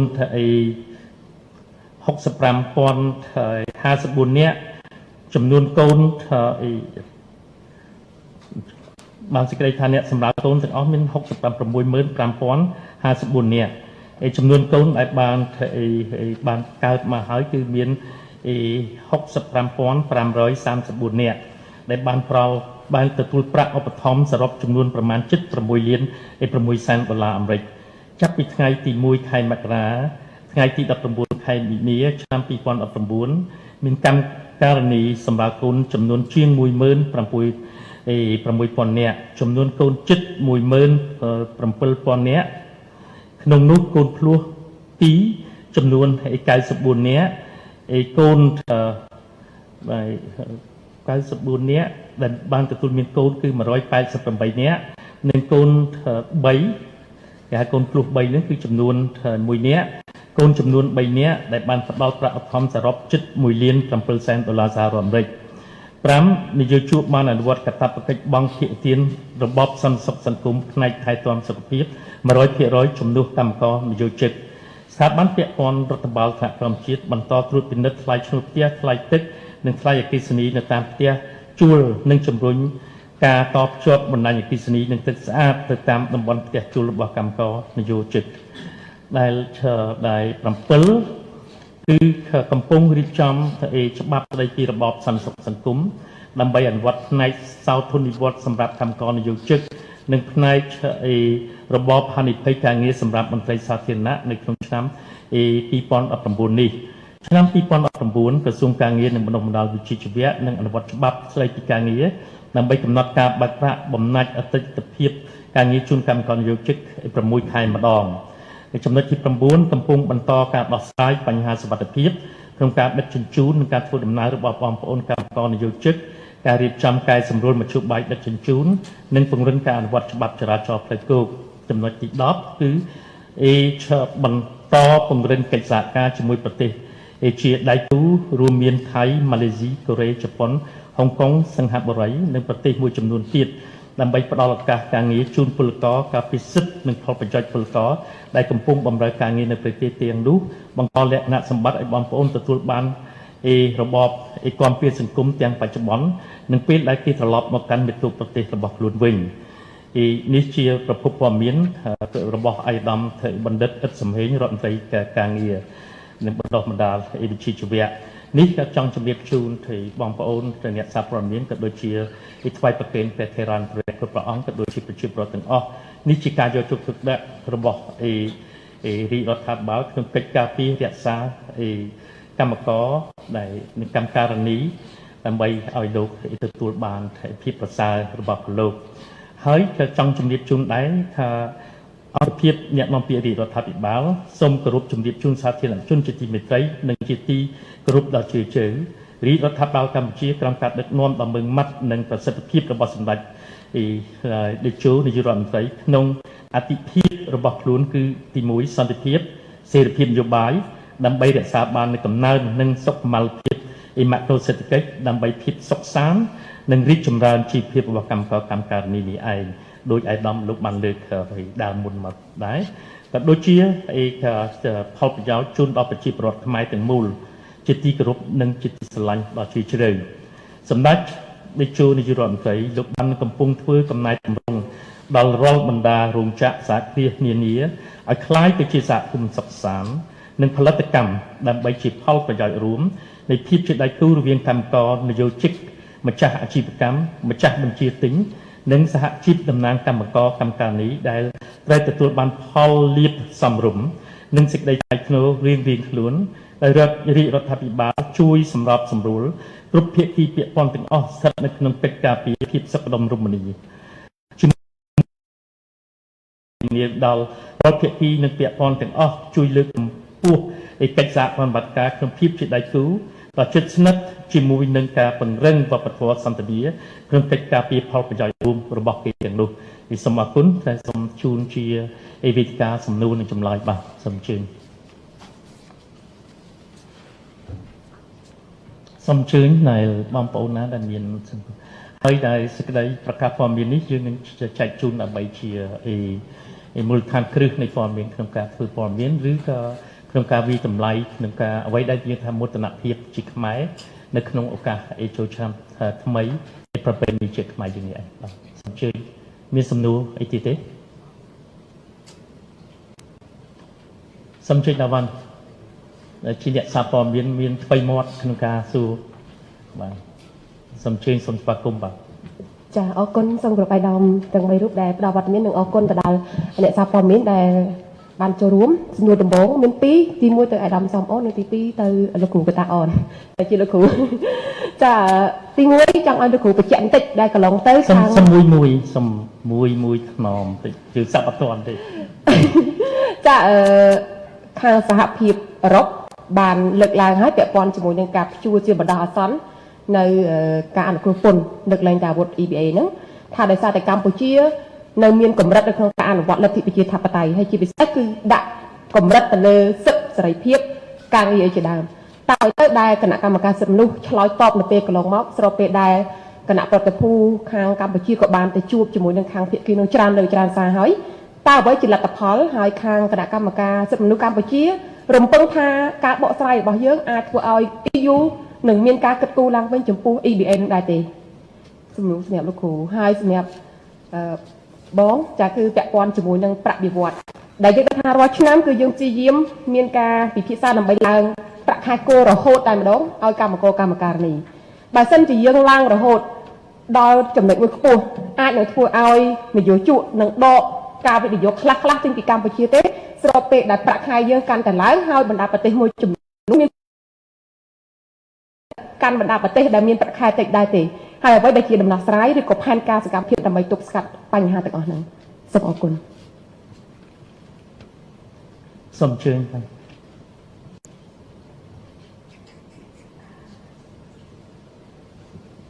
កន្លងមកបងប្អូនទាំងអស់គ្នាសូមអរគុណកន្លងមកនេះយើងបានដឹងទាំងអស់គ្នាហើយអំពីកិច្ចសន្និដ្ឋានការរវាងប្រជាជនកម្ពុជានិងសហគមន៍អឺរ៉ុបជាពិសេសការលើកឡើងអំពី EBA យើងជារដ្ឋឯករាជ្យជារដ្ឋធិបតេយ្យរបាយការណ៍របស់យើងគឺស្ដែងចេញអំពីភាពពិតនៅកម្ពុជាពាក់ព័ន្ធទៅនឹងសិទ្ធិបរិបទនយោបាយសេដ្ឋកិច្ចសង្គមវប្បធម៌និងសេរីភាពផ្សេងៗទៀតអញ្ចឹងហើយការវិតម្លៃអំពីស្ថានភាពសិទ្ធិមនុស្សមួយរដ្ឋមួយយើងមិនអាចយកករណីមួយជ្រុងឬមួយករណីមនុស្សម្នាក់មកវិតម្លៃចំពោះសិទ្ធិទាំងអស់នោះទេឧទាហរណ៍ការលើកឡើងទៅលើករណីការរំលាយគណៈបកសង្គ្រោះជាតិការលើកឡើងទៅលើករណីនៃការហាមឃាត់ដោយតុលាការកំពូលទៅលើសមាជិក108នាក់នៃគណៈបក្សសង្គ្រោះជាតិការឃុំខ្លួនលោកកឹមសុខាជាដើមឡើយអញ្ចឹងសួរថាតើនៅកម្ពុជាដែលមានប្រជាជន16លាននាក់នោះនៅក្នុងពន្ធនាគារដែលមានអ្នកជាប់ឃុំជាង30,000នាក់នោះទូទាំងប្រទេសគ្មានសិទ្ធិបរិបទនិងសិទ្ធិនយោបាយទេឬមួយក៏មានតែសិទ្ធិរបស់118នាក់ហ្នឹងហើយនឹងមានតែសិទ្ធិរបស់លោកកឹមសុខាការដែលយើងវិតម្លៃយុមនុស្សម្នាក់មកវិតម្លៃស្ថានភាពទូទៅមានថាជាការរើសអើងជាការរំលោភសិទ្ធិមនុស្សធ្ងន់ធ្ងរមកលើប្រជាជនកម្ពុជារបស់យើងដូច្នេះហើយរដ្ឋាភិបាលកន្លងមកនេះនៅក្រសួងពាក់ព័ន្ធជាច្រើនបានបំភ្លឺជូនមិនមែនរាយការណ៍ជូនបំភ្លឺជូនសហគមន៍អឺរ៉ុបឲ្យបានយល់អំពីស្ថានភាពនៃការប្រើប្រាស់សិទ្ធិអំពីស្ថានភាពនៃការការពារសិទ្ធិនៅកម្ពុជាដែលរបាយការណ៍របស់យើងត្រូវបានសហគមន៍ជាតិទទួលស្គាល់និងវិតម្លៃជារួមឃើញបានល្អប្រសើរកាលពីថ្ងៃ30ខែមករាកន្លងមកនេះដើមឆ្នាំ2019នេះក្រុមការងាររដ្ឋាភិបាលបានទៅឆ្លងការការពាររបាយការណ៍ UPR របាយការណ៍ទុបពិនិត្យជាសកលក្នុងការកំណត់ដែលមានរយៈពេល4ឆ្នាំកន្លះឬ5ឆ្នាំម្ដងយើងឃើញថាប្រទេស73បានចូលរួមស្ដាប់តែប្រទេសសមាជិកការសន្តិជាតិគេបានដាក់ពាក្យស្នើសុំចូលស្ដាប់របាយការណ៍របស់យើងហើយ73ហ្នឹងគឺភាគច្រើនជាង60ប្រទេសដែលគេវិតម្លៃអំពីសមិទ្ធផលរបស់រដ្ឋាភិបាលលើវិស័យសិទ្ធិមនុស្សដែលគេទទួលស្គាល់អំពីភាពជោគជ័យរបស់រដ្ឋាភិបាលភាពប្រសើរឡើងនៃការប្រើប្រាស់សិទ្ធិនៅកម្ពុជាហើយគេបានឧស្សាហ៍ឲ្យយើងប្រឹងប្រែងបន្តការការពារលើស្ទួយសិទ្ធិមនុស្សនៅកម្ពុជាតទៀតប៉ុន្តែមានតែប្រទេសតូចមួយចំនួនតូចប្រហែលជា3-4ប្រទេសដែលនៅតែមិនហើយនៅតែទម្លាក់បញ្ហានេះមកលើរដ្ឋាភិបាលដូចខ្ញុំបានជម្រាបពីកណ្ដាលអញ្ចឹងយើងមិនអាចយើងជារដ្ឋឯករាជ្យយើងប្រើប្រាស់សិទ្ធិសេរីភាពនៅក្នុងក្របខ័ណ្ឌប្រជាពលរដ្ឋរបស់យើងការពេញចិត្តរបស់ប្រជាពលរដ្ឋរបស់យើងប្រើប្រាស់នៅសិទ្ធិសេរីភាពក្នុងក្របខ័ណ្ឌតំបន់ក្របខ័ណ្ឌអាស៊ាននិងក្របខ័ណ្ឌរដ្ឋជាតិដែលគេទទួលស្គាល់យើងមិនអាចវាតម្លៃអ្វីមួយដែលប្រឆាំងទៅនឹងក្របខ័ណ្ឌច្បាប់រដ្ឋជាតិទេសូមជម្រាបជូនបងប្អូនថាមាត្រា2នៃធម្មនុញ្ញអង្គការសហប្រជាជាតិចែងអំពីការកិច្ចការពារនិងលើកស្ទួយសិទ្ធិមនុស្សប៉ុន្តែនៅក្នុងចំណុចមាត្រា2ដដែលត្រូវគោរពអធិបតេយ្យជាតិរបស់រដ្ឋជាសមាជិកអញ្ចឹងការដែលអនុសាសនាដែលមានលក្ខណៈរំលោភបំពានអធិបតេយ្យដែលមានលក្ខណៈតម្លៃមិនល្អមកលើកម្ពុជាយើងនឹងពិចារណាថាតើអនុសាសន៍នោះវាឆ្លើយតបទៅនឹងស្ថានភាពនៅកម្ពុជាដែរអត់ដូច្នេះហើយខ្ញុំសូមឆ្លើយតបទៅនឹងប្រទេសនោះប្រទេសទាំងនោះ អង្គការមួយចំនួននោះសូមមេត្តាគ្រប់សិទ្ធិនោះសិទ្ធិនោះមិនមែនមានតែ1 2 3នាក់ហ្នឹងទេបើយើងធ្វើការងារសិទ្ធិនោះយើងទៅគ្រប់សិទ្ធិនោះមិនមែនយើងបំពេញសិទ្ធិនោះទេតែបើសិនជាយើងធ្វើអ្វីមួយខុសឆ្គងមានថាជាការរើសអើងជាការផាត់ចេញអាហ្នឹងឯងជាការរំលោភសិទ្ធិមនុស្សរំលោភរដ្ឋធម្មនុញ្ញកម្ពុជាមាត្រា31រដ្ឋធម្មនុញ្ញកម្ពុជាអរគុណសូមអរគុណក្នុងការបកស្រាយមួយដែលមានភាពច្បាស់លាស់ហើយសូមជម្រាបជូនថាដល់ថាអធិបតេយ្យភាពរបស់កម្ពុជាដូចខ្ញុំបានជម្រាបជូនអញ្ចឹងគឺថាគេប្រឆាំងជាមួយនឹងសាលិការបស់តុលាការកំពូលកម្ពុជាក្នុងការដាក់ទណ្ឌកម្មដល់មន្ត្រីអតីតគណៈបកសង្គ្រោះជាតិក្នុងការចាត់ប្រកាន់ទៅលើការព្រមព្រៀងឬការចូលរួមជាមួយនឹងបុគ្គលិកក្នុងការទម្លាក់ឬការប្រឆាំងជាមួយរដ្ឋាភិបាលនេះជាអធិបតេយ្យភាពរបស់កម្ពុជាក្នុងការសម្រេចនេះឯងហើយយើងក៏ថ្លែងអំណរគុណសាជាថ្មីម្ដងទៀតដូចខ្ញុំបានចាប់ផ្ដើមដល់ប្រជាពលរដ្ឋទាំងអស់គ្នាលោកបានយកឆក់យកអ្វីទៅដែលជាអធិបតេយ្យភាពរបស់ខ្លួនក្នុងការចេញចំបោះឆ្នោតហើយការពារសេចក្តីជោគវាសនារបស់ខ្លួនដូច្នេះសូមជម្រាបជូនសាជាថ្មីគេអានតាមមួយវគ្គខាងមុខនៅក្នុងនៃអតិកលលេខ2នោះទេក៏ដែលប្រកាសទី2នោះទេគេអត់បាននិយាយខាងចុងក្រោយគេថាទោះក្នុងការអនុវត្តយ៉ាងណាក៏ដោយត្រូវតែគោរពអធិបតេយ្យភាពរបស់ប្រទេសឯករាជ្យអធិបតេយ្យភាពជាពិសេសកម្ពុជាมันអាចបង្ខំកម្ពុជាឲ្យទៅធ្វើតាមអ្នកទាំងអស់នោះដើម្បីប្រឆាំងជាមួយសាលិកាស្ថាពររបស់តុលាការកំពូលរបស់យើងទេអានេះជាការជ្រៀតជ្រែកខ្លាំងណាស់ហើយការដាក់សម្ពាធមកលើកនេះគឺការគ្រាន់តែយកអ្វីដែលជាកម្មវិធីរបស់ EBA ដែលវាជិតចប់រួចស្រេចទៅហើយ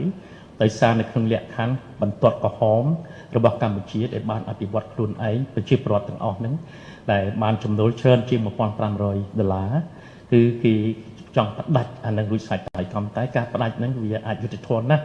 អាចយុត្តិធម៌យើងរៀបចំខ្លួនស្រេចដើម្បីដើរចេញពីដែលកម្មវិធី EBA នេះហើយរាជរដ្ឋាភិបាលជាពិសេសសម្ដេចព្រះមហាសេនាបតីជួនសែនលោកបានប្រាប់ទោះជាមានកអអត់កម្ពុជាមិនស្លាប់យើងបានត្រៀមលក្ខណៈរួចស្រេចទៅហើយក៏ប៉ុន្តែអ្វីដែលអាចធ្វើសម្រាប់កម្ពុជាហ្នឹងគេយកអាហ្នឹងទៅយកទៅពាក់ព័ន្ធជាមួយអធិបតេយ្យភាពរបស់កម្ពុជាដែលបញ្ជាឲ្យដោះលែងឯកសិកាដែលកំពុងតែជាប់កាតព្វកិច្ចតុលាការរបស់តុលាការហើយនឹងធ្វើឲ្យវិលត្រឡប់មកវិញនៅឯគណៈបកដែលត្រូវបានរំលាយដោយតុលាការកំពូលនេះយើងមិនអាចទទួលយកបានទេចំហច្បាស់លាស់បំផុតគឺយើងឈរនៅលើឯករាជ្យរបស់យើងឈរនៅលើអធិបតេយ្យភាពរបស់យើងអត់លុតជង្គង់ដើម្បីឆេអំណោយឬជំនួយរបស់ណាទេយើងគោរពនៅសមត្ថភាពរបស់យើងក្នុងការចូលរួមបង់ពន្ធឲ្យគេតែប៉ុណ្ណោះយើងអត់មានបាត់បង់ទីផ្សារនោះទេក៏សូមជម្រាបហើយជាការលើកហើយលើកទៀតនឹងគ្រាន់តែជានិន្នាការនយោបាយដើម្បីយកឥទ្ធិពលរបស់ខ្លួនមកលើកម្ពុជាហើយសម្ដេចព្រះមហាក្សត្រដែលជួនសែនលោកថាបើយើងអោនលំទោននៅពេលនេះគេនឹងដាក់សម្ពាធមកយើងថែមទៀតរហូតដល់យើងលុតជង្គង់យើងលុតជង្គង់បន្តទៅទៀតនឹងគេដាក់រហូតដល់យើងទៅជាខ្ញុំរបស់បរទេសដូច្នេះសូមសម្ដែងនៅការគោរពសាជាថ្មីមកទៀតយើងទាំងអស់គ្នាយើងអត់នៅក្រមអវាទរបស់ពួកបរទេសទេយើងដណ្ដើមយកមកវិញនៅឯករាជ្យអធិបតេយ្យភាពរបស់យើងនឹងការសម្រេចជោគវាសនារបស់ខ្លួនយើងហើយក៏ខ្ញុំជឿជាក់ថាបងប្អូនទាំងអស់គ្នាយើងបានបង្ហាញរួចស្រេចហើយដល់ពេលនេះដូច្នេះគ្មានអ្វីជាកង្វល់ចំពោះ EBA ទេអ្នកដែលមានកង្វល់ចំពោះ EBA ច្រើនយកឥទ្ធិពលបរទេសដើម្បីមកជិះជ្រែកក្នុងការងាររបស់កម្ពុជាឬយកឥទ្ធិពលបរទេសក្នុងការប្រជែងនៅក្នុងតំណែងនាយករដ្ឋមន្ត្រីក៏ប៉ុន្តែតំណែងនាយករដ្ឋមន្ត្រីរបស់កម្ពុជាគឺបានដោយសារការសម្រេចចិត្តនៃជោគវាសនារបស់ខ្លួនរបស់ប្រជាពលរដ្ឋរបស់កម្ពុជាបន្ទាប់មកសូមអញ្ជើញដែលអញ្ជើញមកជម្រាបជូនដល់ឆ្លើយទៅសំណួរនេះបាទសូមអរគុណខ្ញុំសូមឆ្លើយនៅសំណួរដែលសួរថាតើមានការបារម្ភទេចំពោះការតម្លើងប្រាក់ឈ្នួលបរិមាណរបស់កម្មករហ្នឹងជារៀងរាល់ឆ្នាំវាអាចប៉ះពាល់ទៅដល់អ្នកវិនិយោគគាត់នឹងអាចមូគេចេញពីប្រទេសកម្ពុជាដែរទេខ្ញុំសូមបញ្ជាក់ថាការតម្លើងប្រាក់ឈ្នួលនេះគឺ យើងផ្អែកទៅលើគោលការណ៍7ចំណុចហើយគោលការណ៍7ចំណុចនេះគឺជាអនុសាសន៍របស់ ILO ដែលបានផ្ដល់ជូនទៅក្រសួងការងារក៏ដូចជាយន្តការត្រីភាគីនៅក្នុងគណៈកម្មការប្រឹក្សាការងារដែលមានតំណាងសហជីពតំណាងនយោជកហើយនិងអន្តរក្រសួងបរដ្ឋាភិបាលអញ្ចឹងគោលការណ៍7ចំណុចនេះគឺទី1គឺយើងយោងទៅលើស្ថានភាពគ្រួសារទី2ទៅលើអត្រាអតិផរណាហើយទី3ទៅលើការចំណាយនៅក្នុងការរស់នៅរបស់កម្មករទី4ផលិតភាពហើយនិងទី5ការប្រកួតប្រជែងទី6ស្ថានភាពទីផ្សារការងារហើយនិងទី7កម្រិតចំណេញនៅក្នុងវិស័យអញ្ចឹងការតម្លើងប្រាក់ឈ្នួលនេះគឺយើងធ្វើដោយពឹងផ្អែកទៅលើលក្ខណៈវិទ្យាសាស្ត្រយើងមិនមែនគ្រាន់តែយើងធ្វើដោយទាមទារដែលមានរបៀបជានយោបាយដូចជាក្រមនយោបាយខ្លះដែលគាត់តែងតែទាមទារឡើងប៉ុណ្ណេះប៉ុណ្ណោះទៅអាស្រ័យទៅលើមាត់គាត់ហ្នឹងគឺមិនមែនទេទី2អ្វីដែលយើងគិតគូរបំផុតគឺការប្រកួតប្រជែងនឹងឯងបាទអញ្ចឹងនៅក្នុងការតម្លើងម្ដងយើងពិនិត្យទៅមើលប្រទេសមួយចំនួនដូចជាដែលជាប្រទេសកំពុងតែប្រកួតប្រជែងនៅក្នុងវិស័យវិញ្ញាណភ័ណ្ឌជាមួយយើងដូចជានៅប្រទេសបង់ក្លាដេសប្រាក់ឈ្នួលគាត់គឺទាបជាងយើងមែនទែនហើយប្រទេសឡាវក៏ទាបជាងយើងច្រើនហើយនឹងប្រទេសមួយចំនួនទៀតប៉ុន្តែឥឡូវនេះយើងមែនទែនទៅយើងផាក់ផាយជាមួយនឹងប្រទេសវៀតណាមប៉ុន្តែប្រទេសវៀតណាមគាត់បែងចែកប្រាក់ឈ្នួលនោះជា3តំបន់ហើយខ្ពស់ជាងគេផាក់ផាយយើងហើយមានតំបន់ទី2ទី3នេះទៀតជាងយើងបាទអញ្ចឹងអានេះជាបញ្ហាមួយដែលយើងត្រូវការប្រកួតប្រជែងហើយជាមួយនេះយើងឃើញថានៅពេលដែលតម្លើងប្រាក់ឈ្នួលម្ដងហ្នឹងគឺរដ្ឋាភិបាលតែងតែគិតគូរលើកទឹកចិត្តទៅដល់អ្នកវិនិយោគដូចជានៅឡើង$182នេះគឺរដ្ឋាភិបាលបានសម្រេចបញ្ចុះតម្លៃអគ្គិសនីដើម្បីជួយទៅដល់ភាគីនយោជកហ្នឹងដូចជា$20 លានបានឲ្យរដ្ឋខាត$20 លានដើម្បីផ្ដល់ឱកាសឲ្យអ្នកវិនិយោគហ្នឹងយកលុយហ្នឹងដើម្បីតម្លើងប្រាក់ខែកម្មករយើងមួយទៀតទោះបីយើងគិតអំពីការប្រកួតប្រជែងមែនក៏ប៉ុន្តែក៏យើងត្រូវគិតវិធានអំពីបញ្ហាជីវភាពរបស់កម្មករយើងអានេះជាកត្តាសំខាន់អញ្ចឹងយើងមានការថ្លៃថ្លៃចំណុចមួយទៀតខ្ញុំចង់លើកដែរថានៅក្នុងគោលនយោបាយដែលយើងបានកំណត់នៅក្នុងយន្តការត្រីភាគីការដំឡើងជារៀងរាល់ឆ្នាំនេះមិនមែនបានន័យថាយើងឡើងរៀងរាល់ឆ្នាំហើយយើងឡើងច្រើនរហូតទេអញ្ចឹងនៅពេលដែលយើងឡើងដល់កម្រិតណាមួយដែលយើងងាកទៅចិត្តខាងវាខ្ពស់ជាងគេពេកអានេះយើងត្រូវគិតថាយើងគួរទៅតម្លើងយ៉ាងម៉េចវិញតម្លើងដែរតម្លើងតិចតម្លើងច្រើនឬក៏យ៉ាងម៉េចអានេះវាជាយុទ្ធសាស្ត្រនៅក្នុងក្រមការងារនៅក្នុងយន្តការត្រីភាគីរបស់យើងបាទ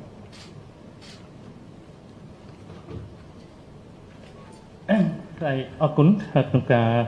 ជាគោរពជំរាបជូនរបស់អាយដាមប៉ុន្តែសូមទាញអារម្មណ៍បន្តិចបើសិនជាយើងមើលប្រវត្តិសាស្ត្រទៅវិញនៅក្នុងសហគមន៍អឺរ៉ុបក៏ដូចជានៅសហរដ្ឋអាមេរិកគឺគ្មានទេសិទ្ធិសេរីភាពកម្មករនៅពេលដែលកំពុងតែអភិវឌ្ឍដោយសារការអភិវឌ្ឍនឹងខ្លាំងពេកចឹងទៅកម្មករបាត់បង់សិទ្ធិអាស្រ័យហេតុដូច្នេះហើយបានជាកម្មករគឺទាមទារឲ្យមានសហជីពបន្ទាប់ពីសហជីពនឹងគឺក្នុងការតថ្លៃតវ៉ាជាមួយនឹងម្ចាស់វិសាគ្រាសឬម្ចាស់រោងចក្រនេះឯងក៏ប៉ុន្តែឥឡូវនេះយើងឃើញថាសហរដ្ឋអាមេរិកនឹងបានបដូរតំបន់ខ្លះគឺអត់មានសហជីពទេដូច្នេះថាតើឯគោលបំណងរបស់គេពេញចិត្តនឹងជួយកម្មកររបស់យើងដែរឬទេអានេះជាសំណួរឬគេជួយកម្ពុជាដែរទេអានេះជាសំណួរដូចគេលើករឿងសិទ្ធិរឿងអ្វីមកដែលដាក់សម្ពាធមកលើកម្ពុជាដែលប្រឆាំងពីការពិតយើងឃើញភាគីពាក់ព័ន្ធឯទាំងអស់ហ្នឹងគឺវាមានតែ3យ៉ាងធំគឺមួយភាគីបញ្ជាទិញបន្ទាប់មកភាគីជាម្ចាស់រោងចក្របន្ទាប់មកទៀតភាគីកម្មករដែលតំណាងដោយសហជីពនេះឯងហើយរាជរដ្ឋាភិបាលអន្តរក្រសួងនេះគាត់ជាអ្នកសម្របសម្រួលដើម្បីស្ទឹងតែងកុំឲ្យការតម្លើងប្រាក់ខែនេះជាកិច្ចការជាទស្សនវិជ្ជានយោបាយឲ្យជាទស្សនវិជ្ជាបច្ចេកទេសសុទ្ធសាធដើម្បីឆ្លើយតបដោយអាយដាមឯសំអ៊ុនលោកបានមានប្រសាសន៍ហើយគឺឆ្លើយតបនឹងជីវភាពក្នុងការរស់នៅដល់សំស្របតែប៉ុណ្្នឹងទេយើងដូចខ្ញុំបានធ្វើអត្ថាធិប្បាយពីដើមទីគឺរក្សាតម្លៃមនុស្សហើយជាមួយនឹងឆ្លើយតបនឹងការរស់នៅរបស់មហាជនរបស់យើង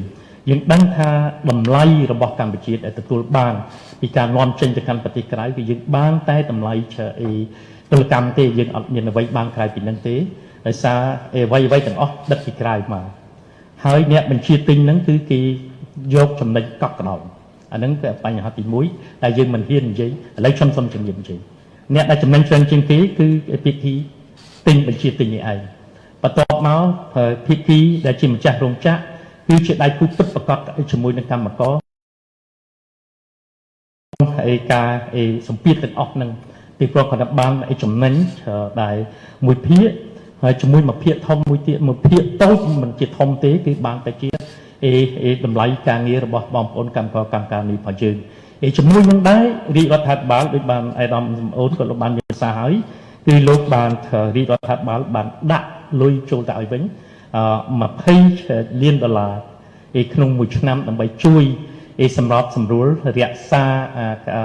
ដែលវិតាប្រសិទ្ធភាពនិងចីរភាពការងាររបស់កម្មកររបស់យើងអានេះជាពលកម្មរបស់យើងហើយសូមសរសើរពលកម្មរបស់កម្មកររបស់យើងគឺការប្រឹងប្រែងខំធ្វើការទោះជាបានថាប្រាក់បៀវត្សបន្តិចបន្តួចយ៉ាងក៏ដោយតែប៉ុន្តែយើងត្រូវតែប្រឈមនៅក្នុងភាពប្រកួតប្រជែងនេះឯងដូច្នេះយើងក្ររាជរដ្ឋាភិបាលកំពុងតែគិតផ្លាស់ប្ដូរទីផ្សារមួយផ្សេងដល់ទៅទៀតដែលកម្មករទទួលបានប្រាក់ដដែលឬបានទទួលបានប្រាក់ច្រើនដែលយើងមានសេរីភាពមិនស្ថិតនៅក្រោមភាគីបញ្ជាទិញរបស់យើងដែលគេយកតម្លៃខ្ពស់ដែលយកចំណេញខ្ពស់ដូច្នេះក៏សូមថ្លែងអំណរគុណដល់កម្មករដែលលោកយោគយល់នៅក្នុងសាច់រឿងនេះ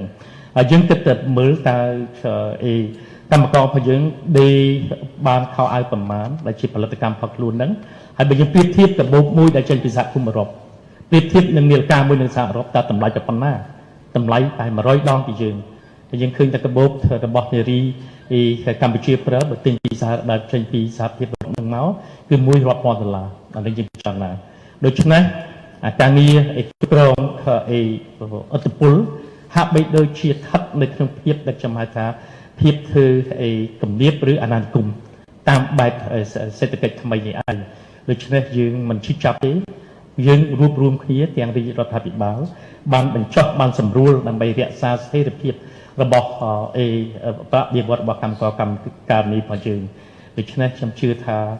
កម្មករកម្មការនេះរបស់យើងលោកលឹងយល់សាច់រឿងហ្នឹងហើយក៏យើងយល់អំពីការប្រឹងប្រែងរបស់រាជរដ្ឋាភិបាលឲ្យផ្ទុយពីក្រុមដែលតាំងខ្លួនជាអ្នកប្រឆាំងគឺគេយកមធ្យោបាយក្នុងការប្រឆាំងរាជរដ្ឋាភិបាលដោយយកប្រើប្រាស់កម្លាំងកម្មករក្នុងការប្រឆាំងគេស្ថិតនៅក្នុងទស្សនវិជ្ជានយោបាយតែប៉ុណ្ណោះគេមិនបានស្ថិតនៅក្នុងភាពជាក់ស្ដែងនៃការរស់នៅរបស់កម្មកររបស់យើងទេសូមអរគុណបាទ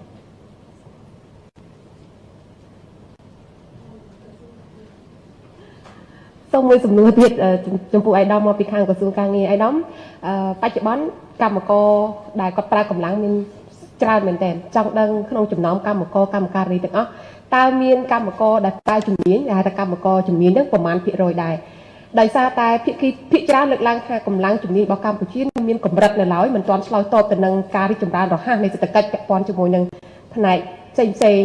ទៅលើការងារតែក្រសួងការងារមានផែនការបែបណាដែរដើម្បីជំរុញការបណ្ដុះឲ្យកម្មករនោះក្លាយជាកម្មករជំនាញអាចបញ្ជាក់បានបន្ថែមពីព្រោះថាបើយើងអត់ជំនាញយើងនឹងប្រើបរទេសធ្វើជាមេរបស់ខ្មែរអរគុណ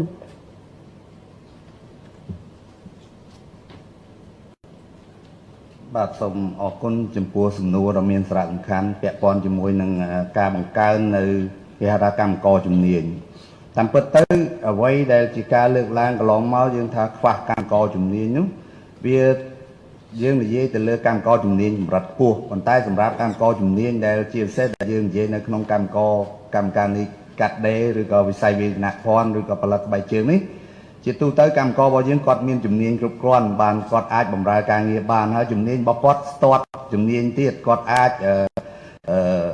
នៅតាមរោងចក្រសហគ្រាសគាត់អាចបដិបដាលជំនាញថ្មីបានតនភាពការអញ្ចឹងហើយបានជារោងចក្រអាចធានានៅនិរន្តរភាពអាចធានានៅការប្រកួតប្រជែងបានទោះបីថាវាមានបញ្ហាសម្ពាធខាងក្រៅបញ្ហាពាណិជ្ជកម្មអន្តរជាតិសង្គ្រាមពាណិជ្ជកម្មការប្រកួតប្រជែងកាន់តែតឹងតែងក៏ដោយប៉ុន្តែដោយសារគោលនយោបាយរបស់រាជរដ្ឋាភិបាលរបស់យើងសម្រួលកិច្ចសម្រួលពាណិជ្ជកម្មសពបែបយ៉ាងដើម្បីធានានៅគេហៅថាការថ្លឹងថ្លែងដើម្បីឲ្យខាងអ្នកវិនិយោគទុនគេនៅតែបន្តរក្សាភាពប្រកួតប្រជែងបានយ៉ាងហើយបានយើងអាចនៅតែឈរជើងហើយអ្នកបញ្ជាទិញពីខាងក្រៅយើងឃើញថាយើងទទួលបានព័ត៌មានគ្រប់គ្រាន់ថាអ្នកបញ្ជាទិញរបស់យើងជាពិសេស អ្នកបញ្ជាទិញម៉ាកល្បីធំទាំងនៅអាមេរិកទាំងនៅសហគមន៍អឺរ៉ុបក៏គេបានបង្ហាញនៅការបញ្ជាទិញនៅការចង់បានប្រភពទំនិញពីកម្ពុជារបស់យើងហើយពាក់ព័ន្ធជាមួយនឹងជំនាញដែលយើងខ្ពស់ដែលបានលើកឡើងនេះគឺនៅក្នុងយុទ្ធសាស្ត្រចតុកោណរបស់រាជរដ្ឋាភិបាលរបស់យើងអាចដឹងហើយថា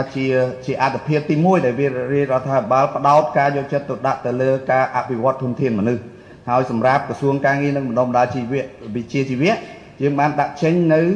គោលនយោបាយអប់រំបណ្ដុះបណ្ដាលបច្ចេកទេសនិងវិជ្ជាជីវៈដែលតាមរយៈគោលនយោបាយនេះគឺយើងនឹងពង្រឹងនៅការផ្ដល់ឱកាសនៅក្នុងការបណ្ដុះបណ្ដាលជំនាញជូនដល់បងប្អូនប្រជាពលរដ្ឋរបស់យើងសិស្សនិស្សិតរបស់យើងឲ្យចាប់អារម្មណ៍ខ្ពស់ទៅលើការចាប់យកជំនាញវិជ្ជាជីវៈជាជាងដែលពួកគាត់ចប់ពីការថ្នាក់វិទ្យាល័យអនុបាក់ឌុបនិយាយកាត់តែបាក់ឌុបតែនោះដែរបាទវិទ្យាល័យទុតិយភូមិហ្នឹងគឺពួកគាត់ច្រើនតែចង់បន្តការសិក្សាទៅថ្នាក់ឧត្តមសិក្សាខាងយកសញ្ញាបត្របញ្ញាបត្រឬក៏អនុបណ្ឌិតឬអីប៉ុន្តែគាត់មិនទាន់បានមើលឃើញពីសារៈសំខាន់នៅក្នុងវិជ្ជាជីវៈដែលតម្រូវការចាំបាច់សម្រាប់ឧស្សាហកម្មមួយចំនួននេះគឺមានភាពតម្រូវការខ្ពស់ហើយពួកគាត់អាចទទួលនៅប្រាក់ឈ្នួលនិងការងារបានច្រើននៅពេលដែលគាត់រៀនចប់អញ្ចឹងហើយជាយុទ្ធសាស្ត្ររបស់ក្រសួងយើងកំពុងតែជំរុញអនុវត្តនៅគោលនយោបាយអប់រំបណ្ដុះបណ្ដាលបច្ចេកទេសវិជ្ជាជីវៈនេះហើយទន្ទឹមនោះក៏យើងមានដៃគូជាច្រើនទីហោ ADB អញ្ចឹងគាត់បានជួយក្រសួងការងារបណ្ដុះបណ្ដាលវិជ្ជាជីវៈដើម្បីអនុវត្តនៅគម្រោងជាច្រើនធ្វើម៉េចលើកទឹកចិត្តឲ្យ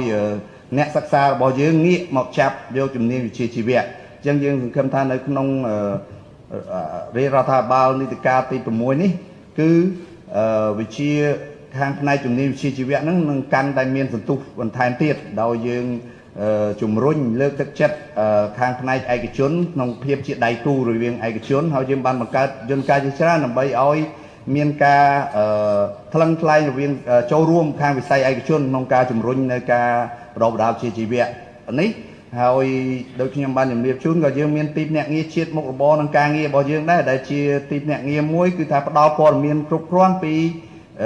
ព័ត៌មានទីផ្សារការងារតម្រូវការទីផ្សារការងារហើយនឹងផ្ដល់នូវសេវាការងារដែលពួកគាត់អាចនឹងមកពិភាក្សាដើម្បីស្វែងយល់ថាតើជំនាញអីដែលគាត់ត្រូវរៀនពេលដែលគាត់ចប់ការសិក្សាថ្នាក់ទុតិយភូមិឬក៏បាក់ឌុបនេះដើម្បីគាត់បន្តអនាគតនៅការងារវែងឆ្ងាយរបស់គាត់ហើយសម្រាប់ឲ្យបាននៅចូលរួមសម្រាប់ឲ្យបាននៅគោលនយោបាយក៏ដូចជាគោលដៅរបស់រាជរដ្ឋាភិបាលរបស់យើងបាទសូមអរគុណ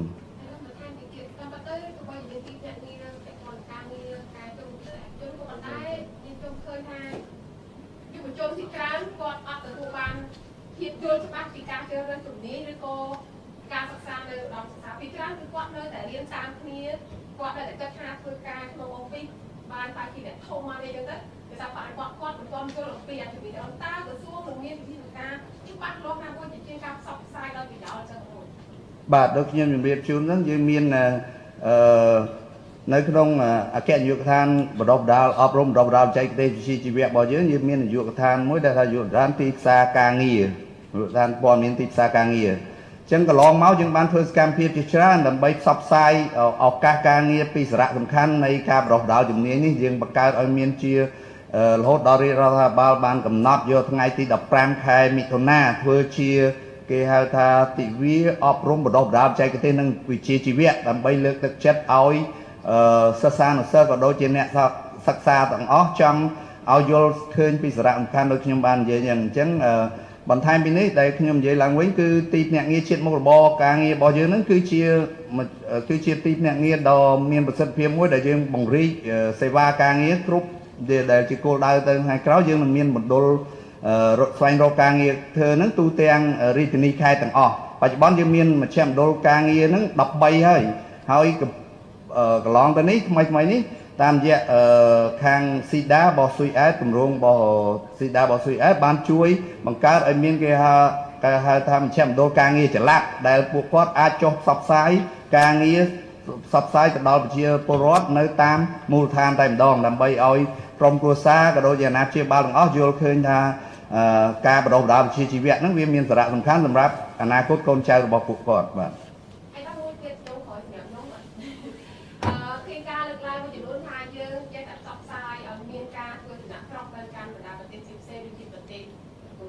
ប៉ុនឬក៏ថៃទទួលស្គាល់ថាស្រុកច្បាប់ប៉ុន្តែគេបានថាហេតុអីបានបញ្ជាយើងបង្កើតការងារច្រើនជាងនឹងទៀតដើម្បីកុំឲ្យមានចំណាក់ស្រុកទីជាងដើម្បីធ្វើការក្នុងប្រទេសចំណាក់ស្រុកហើយសពបែបថាគាត់ធ្វើការស្រុកច្បាប់ទៅបានតែខែច្រើនចូលទៀតចូលជាដើមណាបាទសូមអរគុណចំពោះចំណុចនេះក៏ជាសំណួរដ៏ល្អដើម្បីយើងស្វែងយល់ទាំងអស់គ្នាដែរថាហេតុអីបានអញ្ចឹងពីព្រោះនៅក្នុងគោលនយោបាយរបស់រដ្ឋាភិបាលរបស់យើងគឺថាយើងបើកទូលាយក្នុងការជំរឿមុខរបរនឹងការងារអញ្ចឹងជាទូទៅយើងមិនអាចគេថាខាត់ឲ្យពួកគាត់ធ្វើការនៅក្នុងស្រុកឬក៏ឲ្យជំរុញឲ្យពួកគាត់ធ្វើការនៅក្រៅស្រុកទេប៉ុន្តែយើងបង្ហាញឲ្យឃើញថាពីសក្តានុពលថាតើផលប្រយោជន៍អីខ្លះដែលពួកគាត់បានណាអញ្ចឹងនៅក្នុងស្រុកបើសិនជាគាត់មានជំរឿច្រើនព្រោះការងារនៅក្នុងស្រុកដូចយើងឃើញក្នុងរបាយការណ៍អញ្ចឹងគឺមានដល់ 99.3% អញ្ចឹងអត្រាងារធ្វើគឺតិចតួចណាស់ប៉ុន្តែហេតុអីបានពួកគាត់ទៅព្រោះឱកាសការងារច្រើនគាត់ទៅទីនោះគាត់អាចរៀននៅចំណេះដឹងថ្មីគាត់អាចរស់នៅក្នុងប្រទេសអភិវឌ្ឍដែលគាត់អាចរកបានប្រាក់ចំណូលច្រើនជួយក្រុមគ្រួសាររបស់គាត់ដូចខ្ញុំជម្រាបជូនហ្នឹងគ្រាន់តែមួយឆ្នាំយើងទទួលប្រាក់ជាង$2000 លានតើលុយទាំងអស់នេះវាចូលទៅណាវាចូលទៅដល់ប្រជាពលរដ្ឋរបស់យើងតាមមូលដ្ឋានអញ្ចឹងយើងឃើញហើយបើអ្នកសារព័ត៌មានយើងទៅយកព័ត៌មានផ្ទាល់ពីបងប្អូនណាដែលបានទៅធ្វើការកូរ៉េតែម្នាក់ហើយទៅសម្ភាសក្រុមគ្រួសាររបស់ពួកគាត់ទៅតើជីវភាពរបស់ពួកគាត់រីចម្រើនយ៉ាងម៉េចអញ្ចឹងអានេះជាការបោកឱកាសទន្ទឹមនឹងមិនមែនថាយើងជំរុញទៅឲ្យពួកគាត់ទៅធ្វើការនៅក្រៅប្រទេសទាំងអស់ទេនៅក្នុងស្រុកយើងឃើញហើយកុំតម្រូវការទីផ្សារគឺច្រើនប៉ុន្តែការងារមួយចំនួនវាភាពប្រកួតប្រជែងអញ្ចឹងហើយបើសិនជានៅក្នុងស្រុកផ្ដល់ឱកាសឬក៏ជំរឿសឲ្យគាត់បានច្រើនគាត់នឹងនៅប៉ុន្តែបើអត់ទេគឺគាត់នឹងទៅកន្លែងដែលគាត់ចង់ទៅអញ្ចឹងហើយយើងខិតខំលើកកម្ពស់ទាំងសងខាងនយោបាយរបស់យើងបើកចំហដើម្បីឲ្យមានភាពប្រកួតប្រជែងហើយដើម្បីឲ្យព្រោះថាការងារមួយចំនួនជាបទពិសោធន៍ប្រទេសមួយចំនួនមិនមែនថាទៅក្រៅស្រុកហ្នឹងគឺខាតប្រយោជន៍ខ្លាំងទេព្រោះប្រទេសមួយចំនួនក្នុងដំណាក់កាលกับប្រទេសកំពុងអភិវឌ្ឍអញ្ចេះ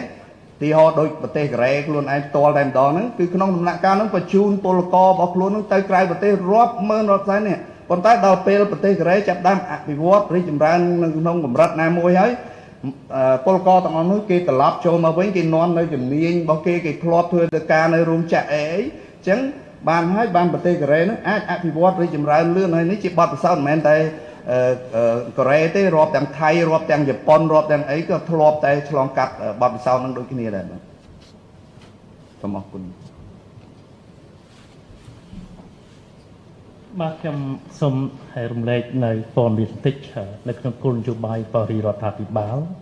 យើងឈរទៅលើចំណុចទីគឺ mobility ចល័តហើយមួយទៀតនេះ connectivity ការតភ្ជាប់ជារូបរាងដែលយើងឃើញ infrastructure របស់យើងជាដែលយើងមើលឃើញផ្នែកដូចផ្លូវដែកផ្លូវថ្នល់យើងកំពុងតែតភ្ជាប់ចេញពីតំបន់ដែលដាច់ស្រយាលចូលមកកាន់ទីក្រុងការតភ្ជាប់ពីទីក្រុងយើងទៅប្រទេសជិតខាងក៏ប៉ុន្តែអានេះនៅក្នុងន័យជាក់ស្ដែងឃើញនឹងភ្នែកក៏ប៉ុន្តែនៅក្នុង abstract ពីការតភ្ជាប់របស់យើងគឺក្រសួងការងារនឹងលោកខំប្រឹងប្រែងណាខំប្រឹងប្រែងក្នុងការចំឲ្យបញ្ចុះអនុស្សាវរណៈយោគយល់គ្នាដើម្បីឲ្យមានការតភ្ជាប់ក្នុងកិច្ចធានាសុវត្ថិភាពដល់កម្មករកម្មការនេះរបស់យើងបានអញ្ជើញទៅអានឹងការតភ្ជាប់តាមរយៈច្បាប់ទម្លាប់ក្នុងកិច្ចការពីឥឡូវនេះឃើញជាគម្រោងរបស់ក្រសួងការងារអ្នកទៅធ្វើកិច្ចការនៅនោះក៏បបមកវិញបានទទួលអត្ថប្រយោជន៍លុយដែលយើងហៅថាretreat ឬក៏លុយការពារផលប្រយោជន៍ខ្លួនឯងក្នុងវិស័យសុខុមាលភាពជាមួយគ្នានឹងដែរយើងក៏មាននៅក្នុងគោលការណ៍ដែលចល័តគឺយើងរៀបចំឲ្យចល័តដែលឥឡូវនេះកំពុងតែរៀបអង្គដូចជាអង្គវិជ្ជាបណ្ឌិតអង្គវិស្វករគឺយើងអាចទៅធ្វើការនៅកន្លែងប្រទេសដទៃទៀតជាពិសេសនៅក្នុងតំបន់អាស៊ានឬក៏ប្រទេសដទៃទៀតពីព្រោះនៅស្ថិតនៅក្នុង globalization បានសេចក្តីថាជាពិភពលោកភូមិមួយនៃពិភពលោកយើងអាចទៅធ្វើការនៅណាក៏បានដែរមិនអាចគ្រប់គ្រងប្រជាពលរដ្ឋរបស់យើងមិនអាចឲ្យនៅតែក្នុងព្រំដែនរបស់យើងគឺអត់ទេហើយជាពិសេសកម្ពុជានេះគឺយើងមានសេរីភាពណាស់ខ្ញុំបានធ្វើដំណើរទទួលការពិសោធន៍របស់បកខ្លួនជើងឃើញបងប្អូនកម្មករមកពីកូរ៉េ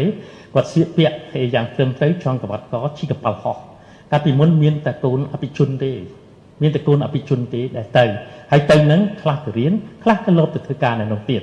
ចុះហេតុដូចម្ដេចបានគោបងប្អូនប្រជាពលរដ្ឋរបស់យើងដែលលោកអញ្ជើញទៅធ្វើការហើយមានលទ្ធភាពមានសមត្ថភាពហើយមានសេរីភាពទៅធ្វើការនៅបរទេសហាក់ត្រូវតែជាទិសដៅនៃការវាយប្រហារខ្ញុំថាគួរកុំគិតអញ្ចឹងអីគួរគិតគោរពនៅសេរីភាពនៃសិទ្ធិរបស់ពួកគេដែលរាជរដ្ឋាភិបាលបានរៀបចំឲ្យមានសិទ្ធិនៃជំរឿនធ្វើកិច្ចការនៅក្នុងស្រុកឬធ្វើការនៅក្រៅស្រុកហើយទៅដូចជាឯកឧត្តមខាងតំណាងខាងក្រសួងកិច្ចការងារហ្នឹងលោកបាននិយាយថាមិនមែនត្រូវធ្វើតែពលកម្មទេកម្មករខ្លះហ្នឹងបានរៀបចំជាជំនាញរបស់ពួកខ្លួនដើម្បីឆ្លើយតបនឹងការងារទាំងនោះហើយវិលត្រឡប់មកវិញនាំទាំងរោងចក្រចូលមកដល់កម្ពុជាវិញដូចជាប្រទេសថៃនេះឯងប្រទេសថៃបានបញ្ជូនមនុស្សទៅធ្វើការនៅអាល្លឺម៉ង់ធ្វើការនៅជប៉ុនក៏ដូចជាធ្វើការនៅកូរ៉េខាងត្បូងនេះឯងថាបានត្រឡប់មកវិញបាននាំទៅឧស្សាហកម្មដែររោងចក្រសហគ្រាសទាំងអស់ហ្នឹងវិលត្រឡប់មកវិញនេះជា globalization អន្តរពិភពលោកគឺទៅវាទៅជាភូមិតែមួយហើយដែលយើងមានសេរីភាពរាជរដ្ឋាភិបាលគ្មានអ្វីក្រៅតែពីលើកទឹកចិត្តដើម្បីយើងទៅដណ្ដើមប្រជែងយកប្រាក់បំណាច់យកមកជួយចិញ្ចឹមក្រុមគ្រួសារនៅក្នុងស្រុកមាតុភូមិទេហើយលោកអាយដាមបណ្ឌិតឥតសំហេងលោកបាននិយាយថាអ្នកទាំងអស់នោះមិនមែនជាកម្មករទេក្នុងវិស័យនៅក្នុងវិស័យរបស់កម្ពុជានៅក្នុងខ្សែភ្នែករបស់ក្រុមគ្រួសារអ្នកទាំងអស់នឹងคล้ายទៅជាវីរៈបរោះសម្រាប់ក្រុមគ្រួសាររបស់គេសម្រាប់មាតុភូមិរបស់ពួកគេដែលគេនាំលុយរាប់លានដុល្លារចូលមកក្នុងស្រុកដែលខុសប្លែកពីក្រុមប្រឆាំងកាប់មុខគេតែងតែមាក់ងាយនៃកម្មកររបស់យើងនៅឯនេះសមុទ្រហើយប៉ុន្តែគេឆ្លៀតឱកាសដើម្បីកេងប្រវ័ញ្ចយកលុយពីកម្មករដើម្បីបន្តសកម្មភាពនយោបាយរបស់គេអានេះចង់ជម្រាបជូនហើយនៅក្នុងសម័យកាលនេះក៏ចង់ជម្រាបជូនដល់បងប្អូនទាំងអស់គ្នាដែរជាពិសេសយុវជនយុវវ័យយើងកំពុងឈានទៅចូលដល់សម័យកាល digital សម័យកាល digital បានសេចក្តីថាវាធ្វើឲ្យប៉ះពាល់ដល់ការរស់នៅរបស់ប្រជាពលរដ្ឋក្នុងលោកទាំងអស់នេះគេប្រើនៅម៉ាស៊ីនដែលមានបញ្ញាដែលធ្វើការជំនួសកម្លាំងពលកម្មរបស់មនុស្សដូច្នេះយុវជនដែលក្នុងរាជាណាចក្រកម្ពុជាត្រូវតែរៀបចំខ្លួនដើម្បីរស់នៅក្នុងសម័យ digital រស់នៅក្នុងសម័យដែលគេប្រើប្រាស់ម៉ាស៊ីនដែលមានបញ្ញាវាងវៃធ្វើការមានប្រសិទ្ធភាពជាងពលករជាងមនុស្សដូច្នេះយើងត្រូវត្រៀមលក្ខណៈនៅហ្នឹងហើយអ្វីដែលជាផ្ទាល់របស់ខ្លួនយើងហ្នឹងគឺយើងមានវិស័យកសិឧស្សាហកម្មរបស់យើងគឺយើងត្រូវពិចារណាមើលហ្នឹងហើយយើងនឹងរៀបចំខ្លួនយើងក្រៅទៅពីការងារដែលនៅក្នុងការិយាល័យ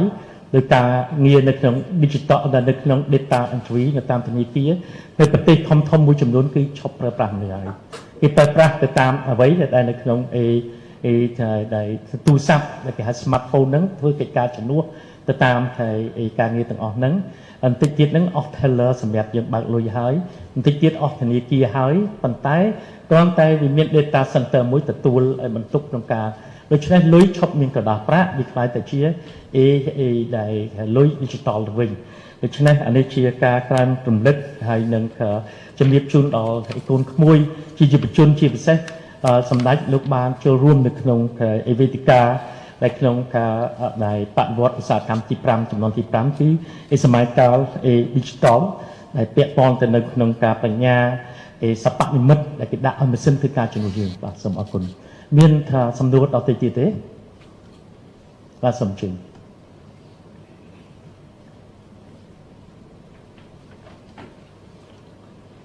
បាទសូមគ្រប់នឹងជំរាបសួរអាដាមវិក្កាមិនកិត្តិយស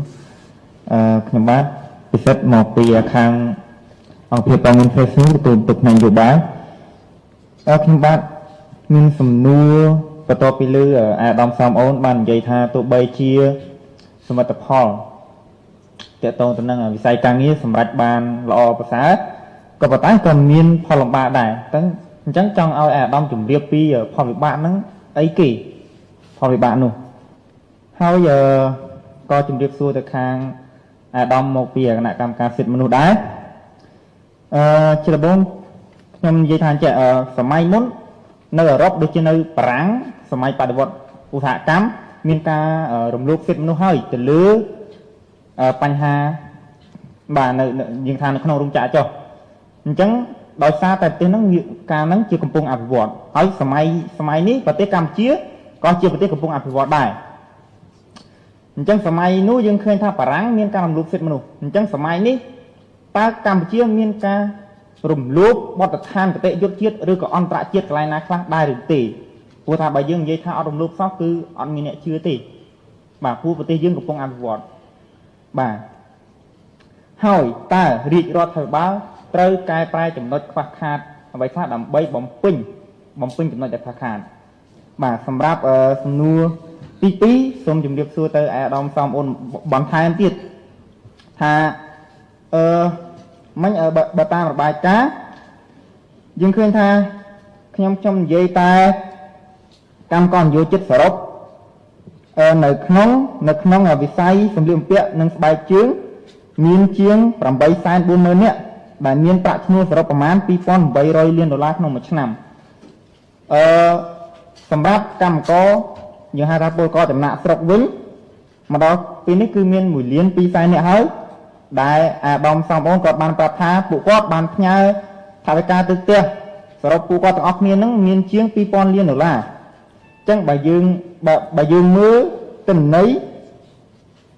ប្រាក់ដែលគាត់ផ្ញើទៅច្រើនដែរហើយកម្មករនៅក្នុងស្រុកសរុបប្រាក់ឈ្នួលបូកសរុបទាំងអស់គ្នាទៅ $2,800 លានហ្នឹងយើងឃើញថាវាសឹងតែសមាមាត្រគ្នាហើយបើយើងគិតឲ្យច្បាស់មែនទែនការធ្វើពលករចំណាក់ស្រុកគាត់រកលុយបានច្រើនជាងអ្នកដែលនៅក្នុងស្រុកខ្មែរសម្រាប់អាដាមវិញតើការធ្វើ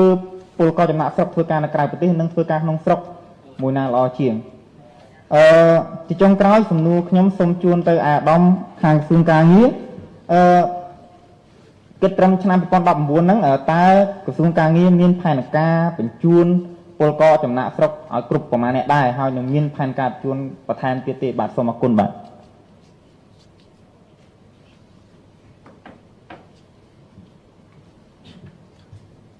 បាទអរគុណចំពោះខាងព្រះញូបាទខ្ញុំសូមកែសំណួរបន្តិចខ្ញុំលើកខាងដើមបានន័យថាទោះបីអ្វីដែលបងប្អូនកម្មករយើងទាំងសិទ្ធិនិងផលប្រយោជន៍យើងបានប្រសើរមកដល់ប៉ុណ្ណឹងមែនក៏ប៉ុន្តែយើងនៅគិតថាវានៅមានចំណុចខ្វះខាតអញ្ចឹងខ្ញុំអត់ប្រើពាក្យការលំបាកទេអាហ្នឹងទី1ហើយទី2បញ្ហាសំណួរទី2ពាក់ព័ន្ធទៅនឹងពលករចំណាក់ស្រុកឲ្យនាំប្រាក់ចូលនេះខ្ញុំសូមថាអាហ្នឹងខាងក្រសួងការងារទេព្រោះខ្ញុំអត់បានលើករឿងហ្នឹងទេអញ្ចឹងសំណួរទី2សូមបកគោលទៅខាងក្រសួងការងារអញ្ចឹងឥឡូវខ្ញុំសូមឆ្លើយសំណួរទី1ថាជាធម្មតាទេមនុស្សយើងដំបូងយើងបានកង់យើងថាសុបាយចិត្តដល់ពេលយើងជិះកង់ធាក់រៀងហត់យើងថាបានម៉ូតូវារៀងល្អជាងកង់ដល់ពេលបានម៉ូតូហើយសម្លឹងឃើញឡានហ្នឹងថាបើបានឡានទៅវារៀងជិះទៅវាមិនត្រូវទឹកភ្លៀងវាមានម៉ាស៊ីនជែកអញ្ចឹងណាដល់បានឡានហើយមើលឡានល្អទៅទៀតអាហ្នឹងយើងចង់និយាយថានៅក្នុងបច្ចុប្បន្ននេះបងប្អូនកម្មករយើងនៅក្នុងកម្រិតជីវភាពអ្វីដែលគាត់ទទួលបានទាំងសិទ្ធិនិងប្រយោជន៍នេះខ្ញុំគិតថាវាក្នុងកម្រិតមួយដែលកំពុងតែសមរម្យប៉ុន្តែយើងគិតថាយើងត្រូវការច្រើនជាងនឹងទៀតឥឡូវដូចថាប្រាក់ឈ្នួល$182ជា minimum wage នេះខ្ញុំគិតថានេះមិនមែនជាប្រាក់ឈ្នួលមួយដែលសម្រាប់មិនឡើងតទៅទៀតទេចង់និយាយថាបញ្ហាជីវភាពបញ្ហាតម្រូវការរបស់ជីវរដ្ឋក៏ដូចជាបងប្អូនកម្មករយើងគាត់នៅតែត្រូវការឲ្យច្រើនជាងនឹងដូចនៅបណ្ដាប្រទេសមួយចំនួនអញ្ចឹងយើងត្រូវខំធ្វើនឹងតទៀតហើយទី2រឿងសិទ្ធិពាក់ព័ន្ធទៅនឹងសេរីភាពរបស់សហជីពអ្វីដែលជាគេហៅថាចំណុចវិជ្ជមានអ្វីដែលជាការរីកចម្រើននៃការជឿនលឿននៃការចូលរួមក៏ដូចបង្កើតសហជីពដែលច្រើនដូចយើងបានលើកខាងដើមប៉ុន្តែនៅក្នុងហ្នឹងក៏មានចំណុចអវិជ្ជមានខ្លះដូចជានៅមានករណីក្រុមហ៊ុនខ្លះគាត់នៅតែមានការរំលោភទៅលើសិទ្ធិសហជីពខ្លះដែរដូចជាការបញ្ឈប់សហជីពដែលខុសនីតិវិធីការបើកប្រាក់ឈ្នួលមិនទៀងទាត់ប៉ុន្តែចំណុចទាំងអស់ហ្នឹងវាមិនមែនជាបញ្ហាធំទេចង់និយាយថាចំណុចខ្វះខាតហ្នឹងវានៅជាចំណុចតូចតាចប៉ុន្តែចំណុចជាអត្ថប្រយោជន៍ធំគឺយើងឃើញថារាជរដ្ឋាភិបាលគឺបានដោះស្រាយល្អច្រើនណាស់សម្រាប់បងប្អូនកម្មករយើងអញ្ចឹងអានេះខ្ញុំសូមឆ្លើយនៅសំណួរហ្នឹងថាតម្រូវការរបស់យើងមាននៅត្រូវការច្រើនតទៀតហើយវាទៅតាមពេលវេលាទៅតាមស្ថានភាពសេដ្ឋកិច្ចជាក់ស្ដែងរបស់យើងបាទសូមអរគុណ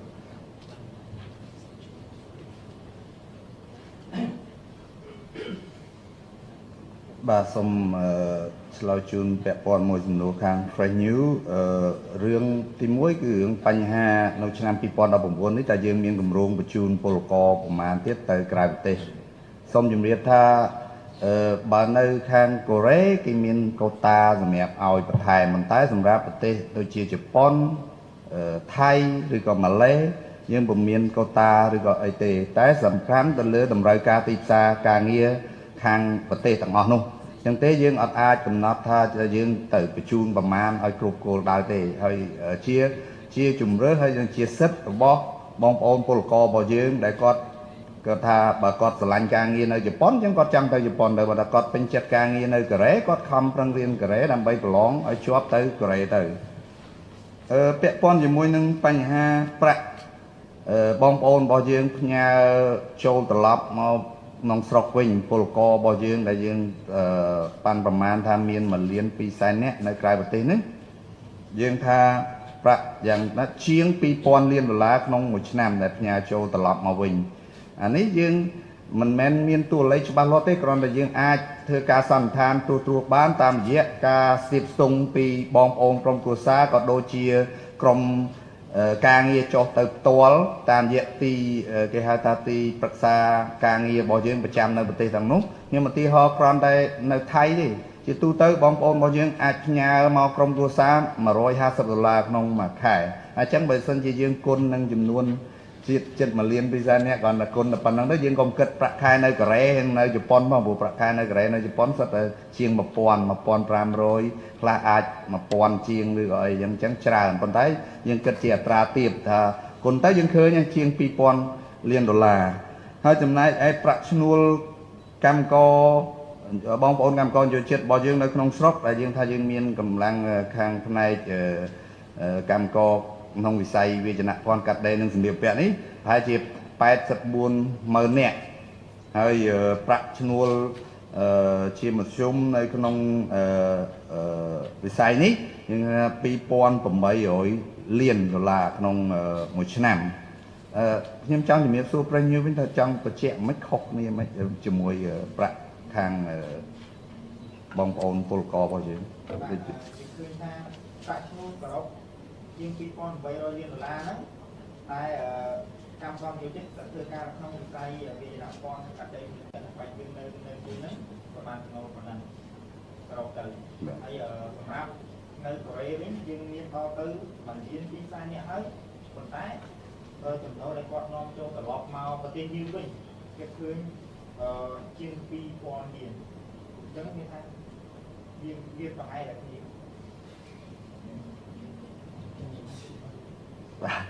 បាទមិនមែនកូរ៉េទេ1លាន2សែននាក់នេះគឺនៅ6ប្រទេសទាំងអស់ដែលយើងបញ្ជូនទៅហ្នឹងបាទគឺប៉ុន្តែសូមអធិស្ឋានខ្ញុំវិបាកភាកថាតើអាប្រាក់ឈ្នួលហ្នឹងវាខុសគ្នាយ៉ាងម៉េចព្រោះនេះយើងគុណដោយសារគណនាទៅលើប្រាក់ឈ្នួលនៅក្នុងវិស័យវិជ្ជាភ័ណ្ឌរបស់យើងផ្អែកទៅលើប្រាក់ឈ្នួលអបបរមាដែលយើងមានហើយអ្វីដែលយើងសន្និដ្ឋានពីចំណូលបងប្អូនរបស់យើងផ្ញើមកពីក្រៅប្រទេសដូចខ្ញុំជម្រាបជូនអញ្ចឹងណាបាទអញ្ចឹងឯកឧត្តមបានបញ្ជាក់ថាតើការធ្វើការនៅក្រៅប្រទេសក្នុងប្រទេសយើងហ្នឹងមួយណាដែលជាថាល្អជាងដូចខ្ញុំជម្រាបជូននោះអត់មានថាមួយណាល្អជាងដោយសារយើងទុកឱកាសដល់ពួកគាត់ជាអ្នកវិនិច្ឆ័យហើយយើងបើកចំហព្រោះការងារខ្លះពួកគាត់អាចធ្វើការនៅក្នុងប្រទេសដែលគាត់អាចមានអ្នកខ្លះគាត់អាចមានជំនាញមានការងារល្អដែលប្រហាក់ប្រហែលនឹងគាត់ទៅក្រៅដែរអញ្ចឹងគាត់ខ្លាំងខ្លែងមើលបើគាត់ទៅក្រៅបានទីហោទៅថៃបានមួយខែ300ឬក៏400ប៉ុន្តែនៅក្នុងស្រុកបងប្អូនយើងខ្លះអ្នកមានជំនាញមុំអាចបាន500ឬក៏350ឬក៏400អញ្ចឹងប្រហែលគ្នាអញ្ចឹងគាត់អត់ទៅទេប៉ុន្តែបើសិនជានៅការងារដូចថានៅកូរ៉េនៅអីដែលមានឱកាសពួកគាត់ចង់ទៅដោយសារប្រាក់ខែវាខ្ពស់ជាងបាទសូមអរគុណសូមមើលបរិមាណសរុបដែលរបស់កម្លាំងពលកម្មរបស់យើងនៅក្នុងស្រុកវាមាន10លាននាក់ក៏តែយើងប្រៀបធៀបមានតែ1លាន2សែននាក់ទេដែលទៅធ្វើការនៅស្រុកក្រៅណាដូច្នេះវិភិនភាពខុសគ្នាក៏តែបើយើងសរុបយកលុយដែលចំណូលហ្នឹងគឺវាប្រហាក់ប្រហែលគ្នាក៏តែនៅនោះភាគតិចតែចេញទៅក្រៅភាគក្នុងនៅ ភាគច្រើននៅក្នុងស្រុកកម្មតែលទ្ធផលហ្នឹងបែបគ្នាត្រូវហើយចំណែកទី2យើងសួរថាតើនៅក្នុងស្រុកធ្វើការប្រសើរជាងទៅក្រៅស្រុកឬក៏ក្នុងក្រៅស្រុកវាពិបាកជាងនេះមួយគឺនិយាយអំពីទិដ្ឋភាពសង្គមបើនិយាយពីទិដ្ឋភាពសង្គមរបស់យើងនឹងយើងបែកឆ្ងាយពីក្រុមគ្រួសារញាតិមិត្តរបស់យើងតែយើងដែលពិបាកដែរក៏តែបើសិនជាប្រៀបធៀបនៅក្នុងការធ្វើចល័តការងារហ្នឹងយើងឃើញបងប្អូនកម្មករកម្មការនេះរបស់យើងបានធ្វើចំណាក់ពីខេត្តរបស់ប្រខ្លួនមករាជធានីភ្នំពេញឥឡូវនេះរាជរដ្ឋាភិបាលបានធ្វើរំសាយពីដែលរោងចក្រឬសហគ្រាសឲ្យទៅនៅតាមខេត្តវិញដើម្បីធ្វើកុំឲ្យមានការឃ្លៀតគ្នាឆ្ងាយប៉ុន្តែនៅក្នុងគោលការណ៍នេះចម្លើយរបស់ខ្ញុំសាមញ្ញបំផុតជាគោលការណ៍ហើយនៃការពិសោធន៍សហរដ្ឋអាមេរិកនឹងបានលើកទឹកចិត្តឲ្យប្រជាពលរដ្ឋរបស់ខ្លួននឹងមកធ្វើការនៅក្រៅដោយសារមកធ្វើការក្រៅអត់កាត់ពន្ធទេដូចយើងបានក្នុងមួយឆ្នាំបានក្រោម 50,000 អត់កាត់ទោសពន្ធនេះមកធ្វើក្រៅដើម្បីដែលបន្ធូរបន្ថយនៃសម្ពាធនៃបរិយាខ្វះការងារធ្វើហើយអ្វីដែលយើងកំពុងតែរីករាយនៅក្នុងបច្ចុប្បន្ននេះគឺប្រជាពលរដ្ឋវ័យក្មេងរបស់យើងមានច្រើនប្រទេសជប៉ុនហើយប្រទេសកូរ៉េឬប្រទេសដទៃទៀតខ្វះពលកម្មហើយប្រទេសមួយចំនួនមិនបានជាខ្វះពលកម្មដូចថៃមិនខ្វះទេពលកម្មក៏ប៉ុន្តែគេបញ្ជូនពលកររបស់គេឲ្យទៅធ្វើការនៅកន្លែងណាដែលបានលុយច្រើនដូច្នេះដូចខ្ញុំបាននិយាយនៅក្នុងវិធាននៃ globalization គឺដែលភូមិមួយពិភពលោកមួយយើងអាចទៅធ្វើការនៅក៏បានដែរឲ្យតែយើងចេះភាសាឲ្យតែយើងនេះដូច្នេះកំណើនចូលគ្រួសារអានេះគឺជាកំណើនរបស់ជាតិយើងទាំងអស់គ្នាដែលនៅក្នុងទី1សហរដ្ឋអាមេរិកបានរៀបចំឲ្យមានការតភ្ជាប់រៀបចំគោលនយោបាយជាមួយប្រទេសណាមួយដែលល្អនៅអឺរ៉ុបក៏ដូចនៅចិនក៏ដូចនៅប្រទេសដទៃទៀតដើម្បីធ្វើឲ្យមានការតភ្ជាប់នឹងចល័តពលកម្មប្រកេនឹងទៅធ្វើការនៅខាងក្រៅដល់ចូលចំណូលបានច្រើនហើយប៉ុន្តែនៅក្នុងសហរដ្ឋអាមេរិកនេះខ្វះពលកម្មបានគេហៅអ្នកនឹងត្រឡប់មកវិញក៏ប៉ុន្តែហៅត្រឡប់មកវិញពិបាកដូចជាឃើញឧស្សាហកម្មមួយចំនួនធ្វើនៅប្រទេសចិនច្រើនហើយគេប្រកាសប្រាក់ទុនឬការប្រមូលពន្ធរបស់ប្រទេសនេះគេពិបាកហើយសួរនៅក្នុងស្ថានភាពបច្ចុប្បន្ននេះយើងនៅតែលើកទឹកចិត្តរបស់ប្រជាពលរដ្ឋយើងដោយយើងមិនប្រឆាំងនឹងការមានបានផាត់គេទេមិនប្រឆាំងនឹងការមានបានផាត់គេទេហើយដោយសារដូចបានឃើញដែលតួលេខដែលអាយដាមបានជំរាបជូនអំបញ្ញមិញហ្នឹងគឺអ្នកដែលធ្វើការនៅក្រៅហ្នឹងអាចនាំចូលជាមធ្យមបំផុតហ្នឹងគឺ$2,000 លានហើយសម្រាប់ដែលថវិកានៅក្នុងស្រុកជាពិសេសទៅតាមក្រុមគ្រួសាររបស់គេដែលគេមានសមត្ថភាពទិញផ្ទះបាននៅគេមានសមត្ថភាពជួយគ្រប់គ្រងបងប្អូនគេទៅសាលាប៉ុន្តែនៅក្នុងនេះដែលខ្ញុំចង់ជម្រាបជូនសម្ដេចព្រះមហាក្សត្រជូនសានក៏លោកបានជម្រាបជូនហើយពីពួកយើងស្ថិតនៅច្រកចូលនៃសម័យកាល digital យើងមានវិជ្ជាជីវៈតិចតួចបំផុតហើយយើងទៅភាគច្រើនទៅជាពលកម្មទេក៏ប៉ុន្តែប្អូនរបស់ពួកគេដែលនៅក្នុងស្រុកនេះកំពុងតែរៀនសប្តាហ៍ថ្ងៃទៅបែងចែករៀបចំខ្លួនដើម្បីឆ្លើយតបនឹងទីផ្សារ digital ពីព្រោះគេលេខទៅការកម្លាំងហើយគេប្រើម៉ាស៊ីនប្រកបដោយបញ្ញាដែលដឹកជញ្ជូនលើកដាក់គឺមិនលែងមានត្រូវការហើយរហូតដល់បដិវត្ត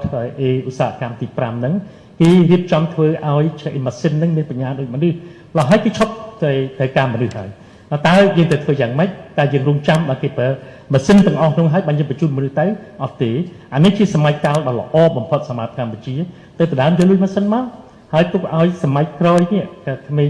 យុវជនចំនួនក្រោយហ្នឹងរៀបចំខ្លួនដើម្បីចូលទៅក្នុងសមរភូមិដែលជាឧស្សាហកម្ម digital នេះឯងអានេះជាការជំរាបជូនរបស់ខ្ញុំអានេះជាឱកាសល្អសម្រាប់កម្ពុជាយើងជាឱកាសល្អសម្រាប់កម្មករកម្មការនេះរបស់យើងដែលគាត់ទទួលនៅអ្វីដែលជាវប្បធម៌ទៅប្រទេសខាងក្រៅក៏ដូចជាបទពិសោធន៍របស់ជប៉ុនដែលលោកបានបើកឲ្យមាន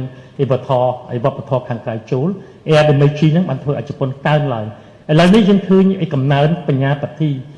ពលករដែលអញ្ជើញទៅក្រៅហ្នឹងតាំងពីរបៀបរស់នៅក៏គាត់លោកមានការជ្រើសរើសមកត្រឹមត្រូវលោកបានបង្រៀនបន្ថែមទៀតលើក្រុមគ្រួសាររបស់លោកដែលជានៅក្នុងអនាម័យដូចជាការងារដទៃទៀតលោកមានបញ្ញាប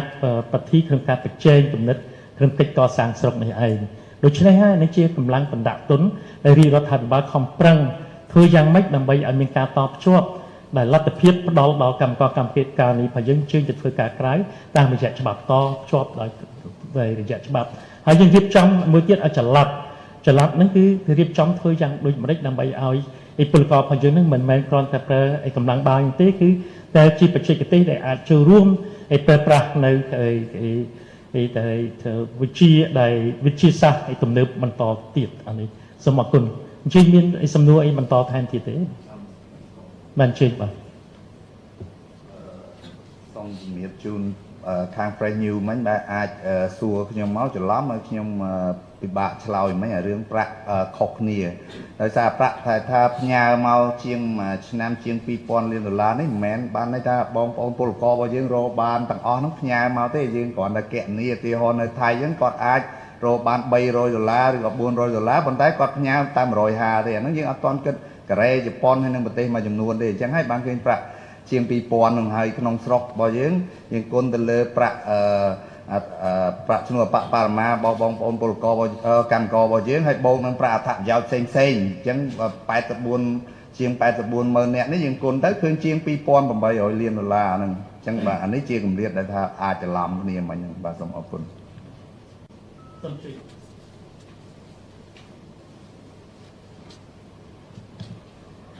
តាមពិតទៅបើយើងនិយាយពីការបដិវត្តឧស្សាហកម្មនៅបារាំងសតវត្សទី18ហើយយើងមិនអាចប្រៀបធៀបមកសម័យនេះដែលកម្ពុជានៅសតវត្សទី21ទេការប្រៀបធៀបរបស់បងប្អូននៅ Press News គ្រាន់តែជាគំនិតមួយប៉ុន្តែយើងមិនអាចទាញបច្ចុប្បន្នកាលទៅអតីតកាលនៅសម័យនោះគ្មានអង្គការសហជាតិ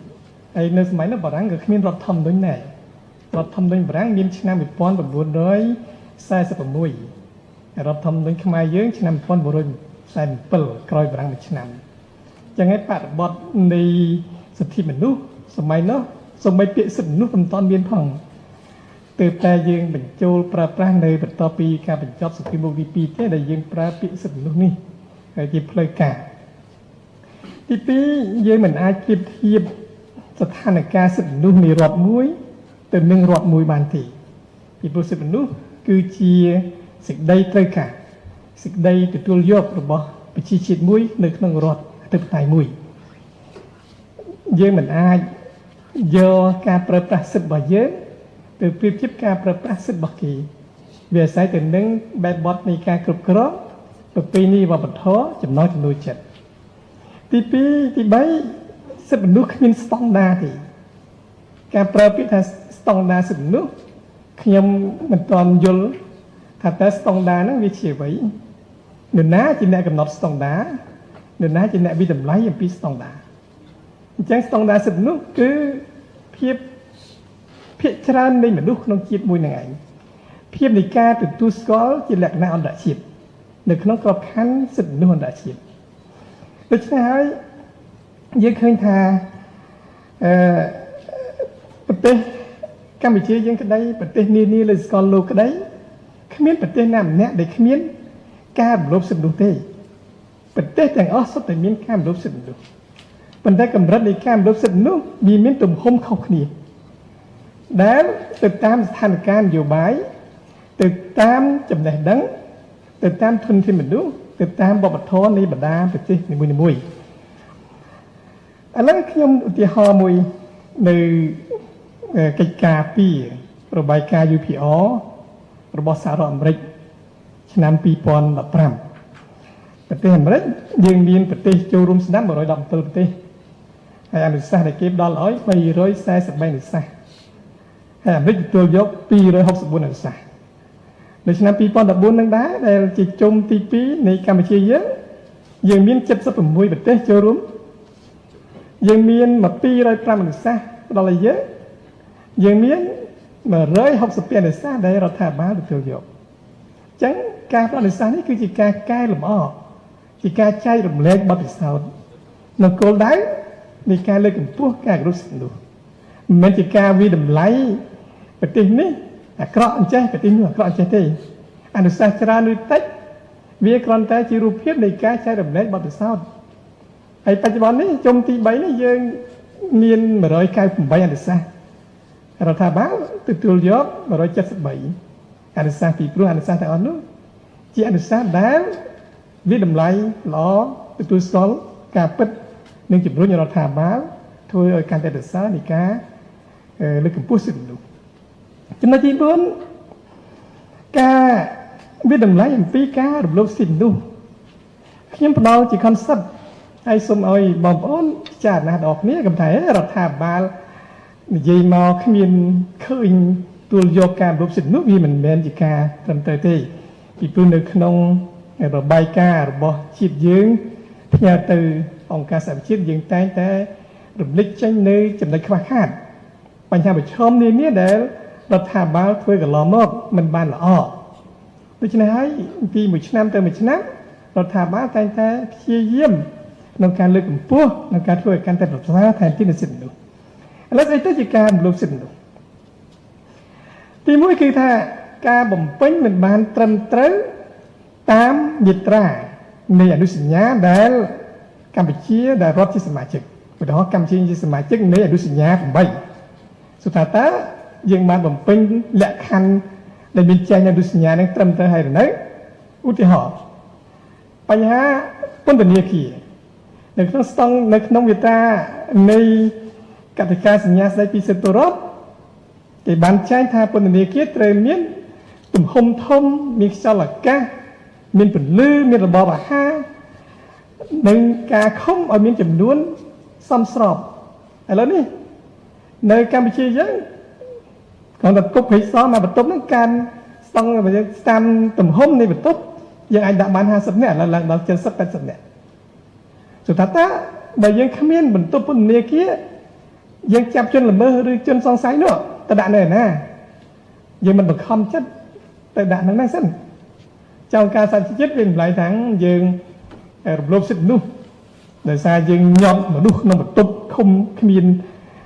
បរិយាកាសល្អគ្មានអីចឹងរដ្ឋាភិបាលទូស្គាល់ថានេះជាកង្វះខាតរដ្ឋាភិបាលនៅក្នុង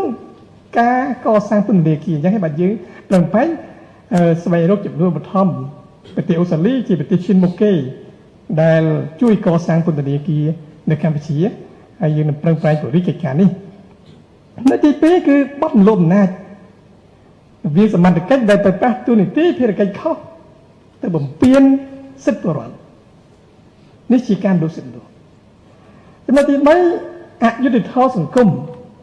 ការមិនផ្ដល់យុត្តិធម៌តាមរយៈប្រព័ន្ធច្បាប់តាមរយៈការបំពេញទូនីតិភារកិច្ចរបស់សមត្ថកិច្ចដែលមានជំនាញលើវិស័យច្បាប់គឺជាការរំលោភសិទ្ធិមនុស្សចំណុចទី3ការធ្វើទុកបុកម្នេញចំពោះប្រជាពលរដ្ឋពីសំណាក់បុគ្គលមួយចំនួនពីសំណាក់ស្ថាប័នមួយចំនួនដែលបំពានដល់សិទ្ធិសេរីភាពរបស់ប្រជាពលរដ្ឋក្នុងទម្រង់នៃការរំលោភច្បាប់ជាការរំលោភសិទ្ធិមនុស្សទី5ការរារាំងទប់ស្កាត់ការប្រើប្រាស់សិទ្ធិស្របច្បាប់របស់ប្រជាពលរដ្ឋដែលមានចែងក្នុងច្បាប់ឧទាហរណ៍សេរីភាពនៃការចេញមតិឧបមាថាបងអូនសួរខ្ញុំថាបើយើងមិនទទួលគ្មានប្រទេសណាដែលគ្មានរំលោភសិទ្ធិមនុស្សកម្មយើងមិនដែលថាកម្ពុជាគ្មានរំលោភសិទ្ធិមនុស្សអញ្ចឹងបើសិនជាខ្ញុំមិនឲ្យបងអូននិយាយមិនថាខ្ញុំរៀបរៀងសេរីភាពចេញមតិអាហ្នឹងជាការរំលោភសិទ្ធិមនុស្សដែលខ្ញុំរំលោភសិទ្ធិបងអូនរំលោភសេរីភាពបងអូនមួយទៀតអំពើពុករលួយនៃសមត្ថកិច្ចអំពើពុករលួយនៃប្រព័ន្ធតុលាការចាត់ទុកជាការរំលោភសិទ្ធិមនុស្សពីព្រោះវាជារឿងអយុត្តិធម៌ជារឿងរំលោភច្បាប់ដែលទម្លាក់បញ្ហារងគ្រោះដល់ប្រជាពលរដ្ឋជាការរំលោភសិទ្ធិមនុស្សទី7គឺការរំលោភច្បាប់និងការប្រើប្រាស់សិទ្ធិសេរីភាពរបស់យើងទៅបំពានអ្នកដទៃក៏ជាការរំលោភសិទ្ធិមនុស្សអញ្ចឹងហើយទស្សនវិជ្ជាទូទៅដែលហៅថាការរំលោភសិទ្ធិមនុស្សយើងទាំងអស់គ្នាអាចវិតម្លៃបាន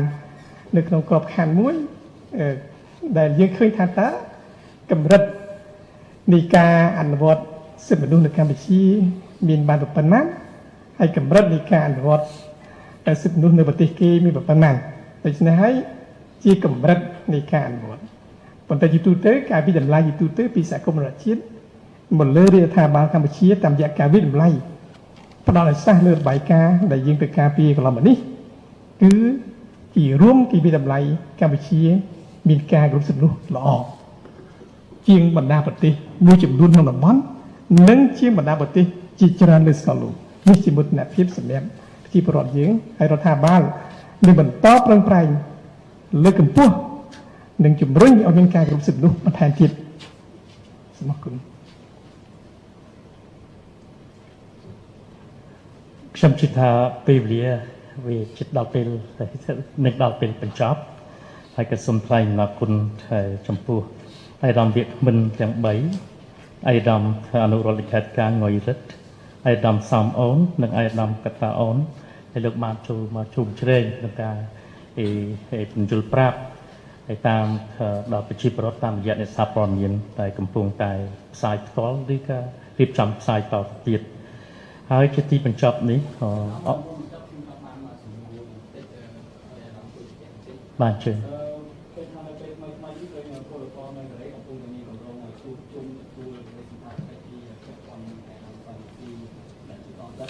បាទ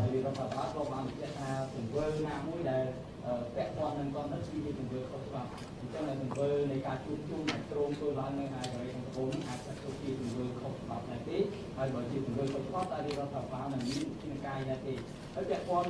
ទង្វើរបស់ពលករនៅក្រៅប្រទេសនេះដែរគឺព្រោះថាតែតែមានលើកម្មវិធីមួយពេលខ្លះដែលដោយសារតែនៅមានការនយោបាយរបស់គាត់បានឈានទៅដល់ការជេរសម្មាតទៅដល់រដ្ឋាភិបាលប្រមុខដឹកនាំរដ្ឋាភិបាលអីចឹងទៅតែយើងមើលគំរូប្រទេសខ្លះគេបានរត់បិទរហូតដល់មានបើសិនជាពលករណាឈានទៅដល់ប្រមាថមើលនេះក៏លូកដៃចូលរឿងនយោបាយអីរហូតដល់ដកគេថាវិខិតឆ្លងដែននេះដាក់វាយត្រាហោមអីចឹងដើម្បីហាមគាត់ក៏អត់ឲ្យទៅចេញធ្វើការងារក្រៅប្រទេសទៀត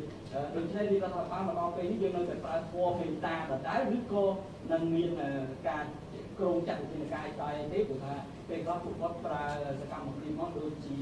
បង្ហាញអំពីភាពអសិលធម៌ខ្លាំងរបស់ពលរដ្ឋខ្មែរដែលជេរប្រមាថទៅលើគណៈកម្មការនិយាយបាទខ្ញុំមានពីរចំនួនហ្នឹងហើយមួយចំនួនទៀតជំនាញនេះដោយសារតែចង់ដឹងដែរឲ្យខាងក្រសួងការងារជួយបញ្ជាក់បន្តិចពាក់ព័ន្ធនឹងរឿង7ថ្ងៃដែលរដ្ឋាភិបាលបានសម្រេចកាត់បន្ថយនៃថ្ងៃឈប់សម្រាកហ្នឹងហើយមកដល់ពេលនេះយើងបានសម្រេចចេញជាផែនការផ្លែផ្កាយច្បាស់លាស់នៅថាថ្ងៃណាខ្លះដែលក្រុមកាត់7ថ្ងៃហ្នឹងអញ្ចឹងការឲ្យក្រសួងការងារជួយបញ្ជាក់ដែរហើយចង់ឲ្យលោកសំអូនជួយបញ្ជាក់ដែរថាតើ7ថ្ងៃដែលយើងកាត់ហ្នឹងកម្មករគាត់ទទួលយកបានទេឬគាត់មានអារម្មណ៍ទូមនោះអីជាមួយនឹងដំណើរការរបស់នេះរដ្ឋាភិបាលសូមជឿអាយដាមសំអូនឬក៏ខាងអាយដាមខាងក្រសួងសូមជឿមកមុនហើយខ្ញុំនឹងជម្រាបជូនជាទស្សនវិជ្ជានយោបាយវិញបាទសូមអរគុណខ្ញុំសូមចូលរួមពាក់ព័ន្ធនឹងសំណួរនេះពាក់ព័ន្ធទៅនឹងគម្រោងផែនការរបស់រដ្ឋាភិបាលក្នុងការកាត់បន្ថយថ្ងៃជប់សម្រាករបស់កម្ពុជាយើងដែលបច្ចុប្បន្ននេះយើងក្នុងមួយឆ្នាំការជប់សម្រាកនឹងខ្ទង់មួយខែបាទខ្ទង់មួយខែខ្ទង់28ថ្ងៃជាងអញ្ចឹងបើយើងប្រៀបធៀបនៅក្នុងតំបន់ប្រទេសក្នុងតំបន់មួយចំនួនការជប់សម្រាកហ្នឹងយើងច្រើនពេកហើយមិនថាប៉ុណ្្នឹងទេគឺមានការគិតគូរច្រើនទៀតរបស់រដ្ឋាភិបាលដើម្បីធ្វើយ៉ាងណាស្របទៅនឹងបរិបទនយោបាយរបស់ប្រទេសកម្ពុជាយើងបច្ចុប្បន្នពាក់ព័ន្ធទៅនឹងការកំណែតម្រង់ប្រព័ន្ធយុតិធធសង្គមក៏ដូចជាកំណែតម្រង់នៅក្នុងយន្តការសេដ្ឋកិច្ចហើយជាពិសេសគឺដើម្បីធ្វើយ៉ាងណានៅពេលដែលប្រទេសកម្ពុជាយើងឥឡូវនេះយើងមិនទាន់ទស្សន៍ទាយទេនៅពេល18ខែទៀតពាក់ព័ន្ធនឹង EBA ដែលយើងលើកខាងដើមហ្នឹងបើសិនជាសម្រាប់យ៉ាងម៉េចគឺកម្ពុជាយើងបានធ្វើកំណែតម្រង់ជាច្រើនដើម្បីយើង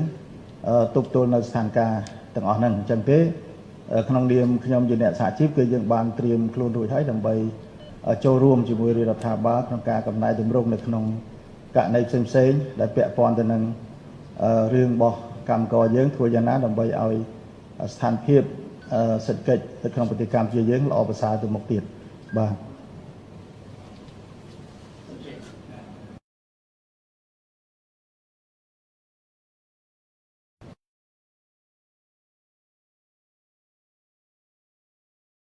គឺ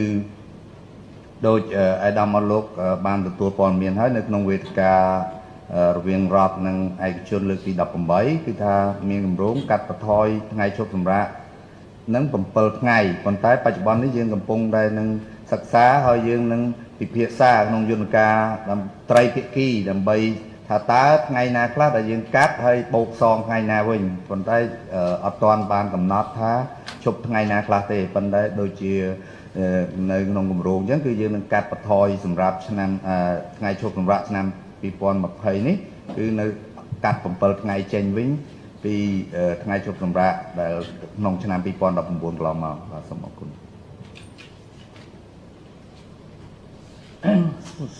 សូមអរគុណនៅសំណួរហ្នឹងគឺ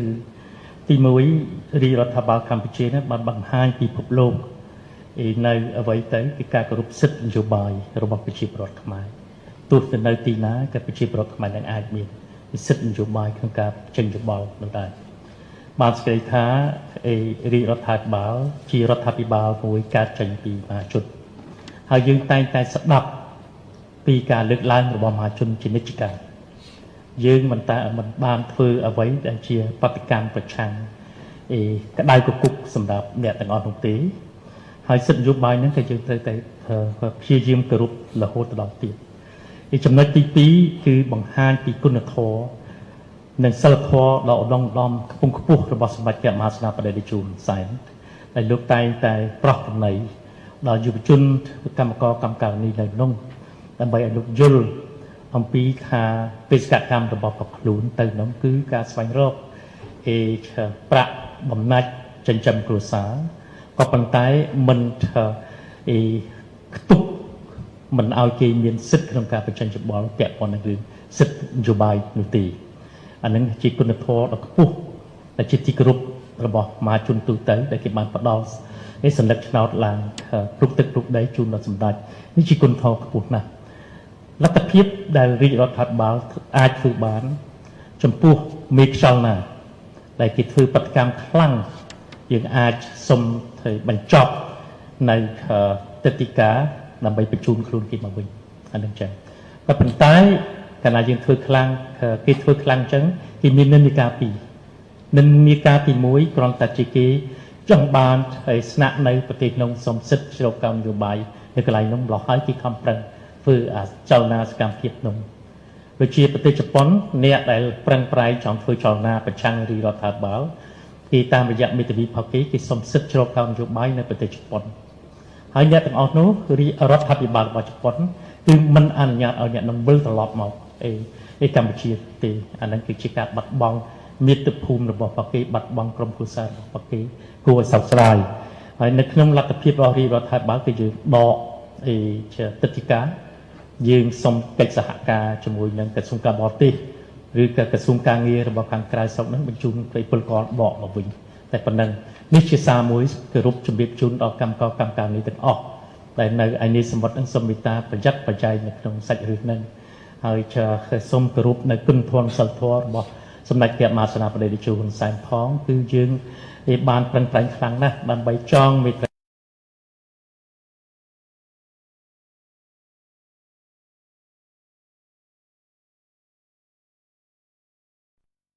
រក្សានៅឱកាសហ្នឹងសម្រាប់អ្នកទៅក្រោយកាលណាគេត្បិតត្បៀតគឺអ្នកទៅក្រោយទៀតគេនឹងធ្វើត្បិតត្បៀតមិនឲ្យមនុស្សនឹងទៅទេហើយប្រទេសនីមួយៗតែងតែមានច្បាប់របស់គេមិនឲ្យយកទឹកដីប្រទេសគេយកមកធ្វើនយោបាយប្រឆាំងនឹងប្រទេសណាមួយទេអានឹងគឺសូមជម្រាបរីឯការរៀបចំទទួលរបស់អេតុនដិតសំរងស៊ីនៅក្រៅប្រទេសអានេះជាសិទ្ធិសេរីភាពរបស់គេក៏ប៉ុន្តែរាជរដ្ឋាភិបាលតាមដានមួយគ្រប់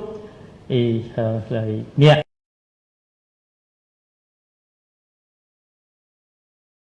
ហើយនឹងជាករណីមួយដែលយើងកសាងករណីអាចចាប់បញ្ជូនពួកនឹងមកវិញអាចដែលធ្វើវិធានការដទៃទៀតអានេះយើងមិនចង់ធ្វើវិធាននោះទេពីព្រោះយើងនៅតែធ្វើរក្សាចរិតមួយនឹងការរាប់រកគ្នាជាខ្មែរតែមួយបាទសូមអរគុណហើយខ្ញុំជឿថាគួរតែដល់ទីបញ្ចប់នៅក្នុងទីបញ្ចប់នេះខ្ញុំសូមជំរាបជូនថាអង្គភាពនាំពាក្យរាជរដ្ឋាភិបាលសូមបួងសួងដល់គុណបុណ្យព្រះរតនត្រ័យកាយទាំង3វត្ថុស័ក្តិសិទ្ធិទាំងឡាយក្នុងលោកនិងវេទិកាថែរក្សាទឹកដីនៃប្រជាជនកម្ពុជាសូមតាមជួយអភិបាលប្រោះព្រំសពសាធិការពរជ័យគ្រប់ប្រការជូននិងថ្វាយចំពោះព្រះថេរានុថេរៈគ្រប់ព្រះអង្គសម្ដេចអាយដាមលោកជំទាវលោកស្រីមន្ត្រីរាជការអង្គអ្នកសារព័ត៌មានទាំងអស់និងជនរួមជាតិ ជាពិសេសព្រះមហាក្សត្រព្រះករុណាជាអម្ចាស់ជីវិតលើត្បូងជាទីគោរពសក្ការៈដ៏ខ្ពង់ខ្ពស់បំផុតសំស្របដោយពុទ្ធពរទាំង5ប្រការគឺអាយុវណ្ណៈសុខៈពលៈនិងបដិភិនៈទំបីធៀងទៀតឡើយសួស្តីឆ្នាំថ្មីដែលខ្ញុំតែ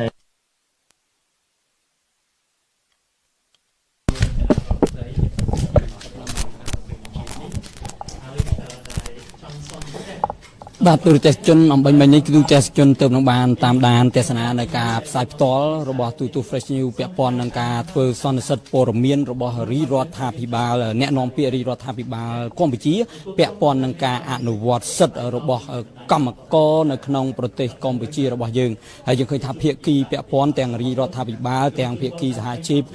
ទាំងភាគីមកពីខាងក្រសួងការងារនិងបណ្ដុះបណ្ដាលវិជ្ជាជីវៈសិទ្ធិតែបានលើកបង្ហាញអំពីភាពល្អប្រសើរនៃដំណើរការនៃការអនុវត្តសិទ្ធិទៅលើបញ្ហាកម្មករនេះហើយទន្ទឹមនឹងនេះក៏មានការឆ្លើយតបចំពោះសំណួរជាច្រើនផងដែររបស់ក្រមអ្នកព័ត៌មានហើយតាមតែការគូបញ្ជាក់របស់រាជរដ្ឋាភិបាលបានឲ្យដឹងថាពាក់ព័ន្ធនឹងវិស័យឧស្សាហកម្មរោងចក្រសហគ្រាសនៅក្នុងប្រទេសកម្ពុជាយើងនេះគឺថាមានចំនួនច្រើនបើគិតចាប់តាំងពីឆ្នាំ2014ដល់2018គឺថាគម្រោងវិនិយោគនឹងមានរហូតដល់959ក្នុងទុនវិនិយោគប្រមាណ23,000 លានដុល្លារសហរដ្ឋអាមេរិកហើយបង្កើតការងារបានរហូតដល់1 លានកន្លែងហើយបើគិតត្រឹម2ខែនៃឆ្នាំ2019នេះវិញគម្រោងវិនិយោគដែលបានអនុម័តរួចនឹងមានរហូតដល់ប្រមាណជា73គម្រោងជាមួយនឹងទុនប្រមាណជា 2.2 លានដុល្លារសហរដ្ឋអាមេរិកឥឡូវនេះទូទាំងជនខ្ញុំសូមបិទបញ្ចប់នៃការផ្សាយផ្ទាល់តែត្រឹមនេះហើយក៏សូមគោរពថ្លែងអំណរគុណយ៉ាងជ្រាលជ្រៅចំពោះទូរទស្សនិកជនដែលបានចំណាយពេលវេលាដ៏មានតម្លៃតាមដានទស្សនានៃការផ្សាយផ្ទាល់មួយនេះសូមអរគុណនិងសូមគោរពលា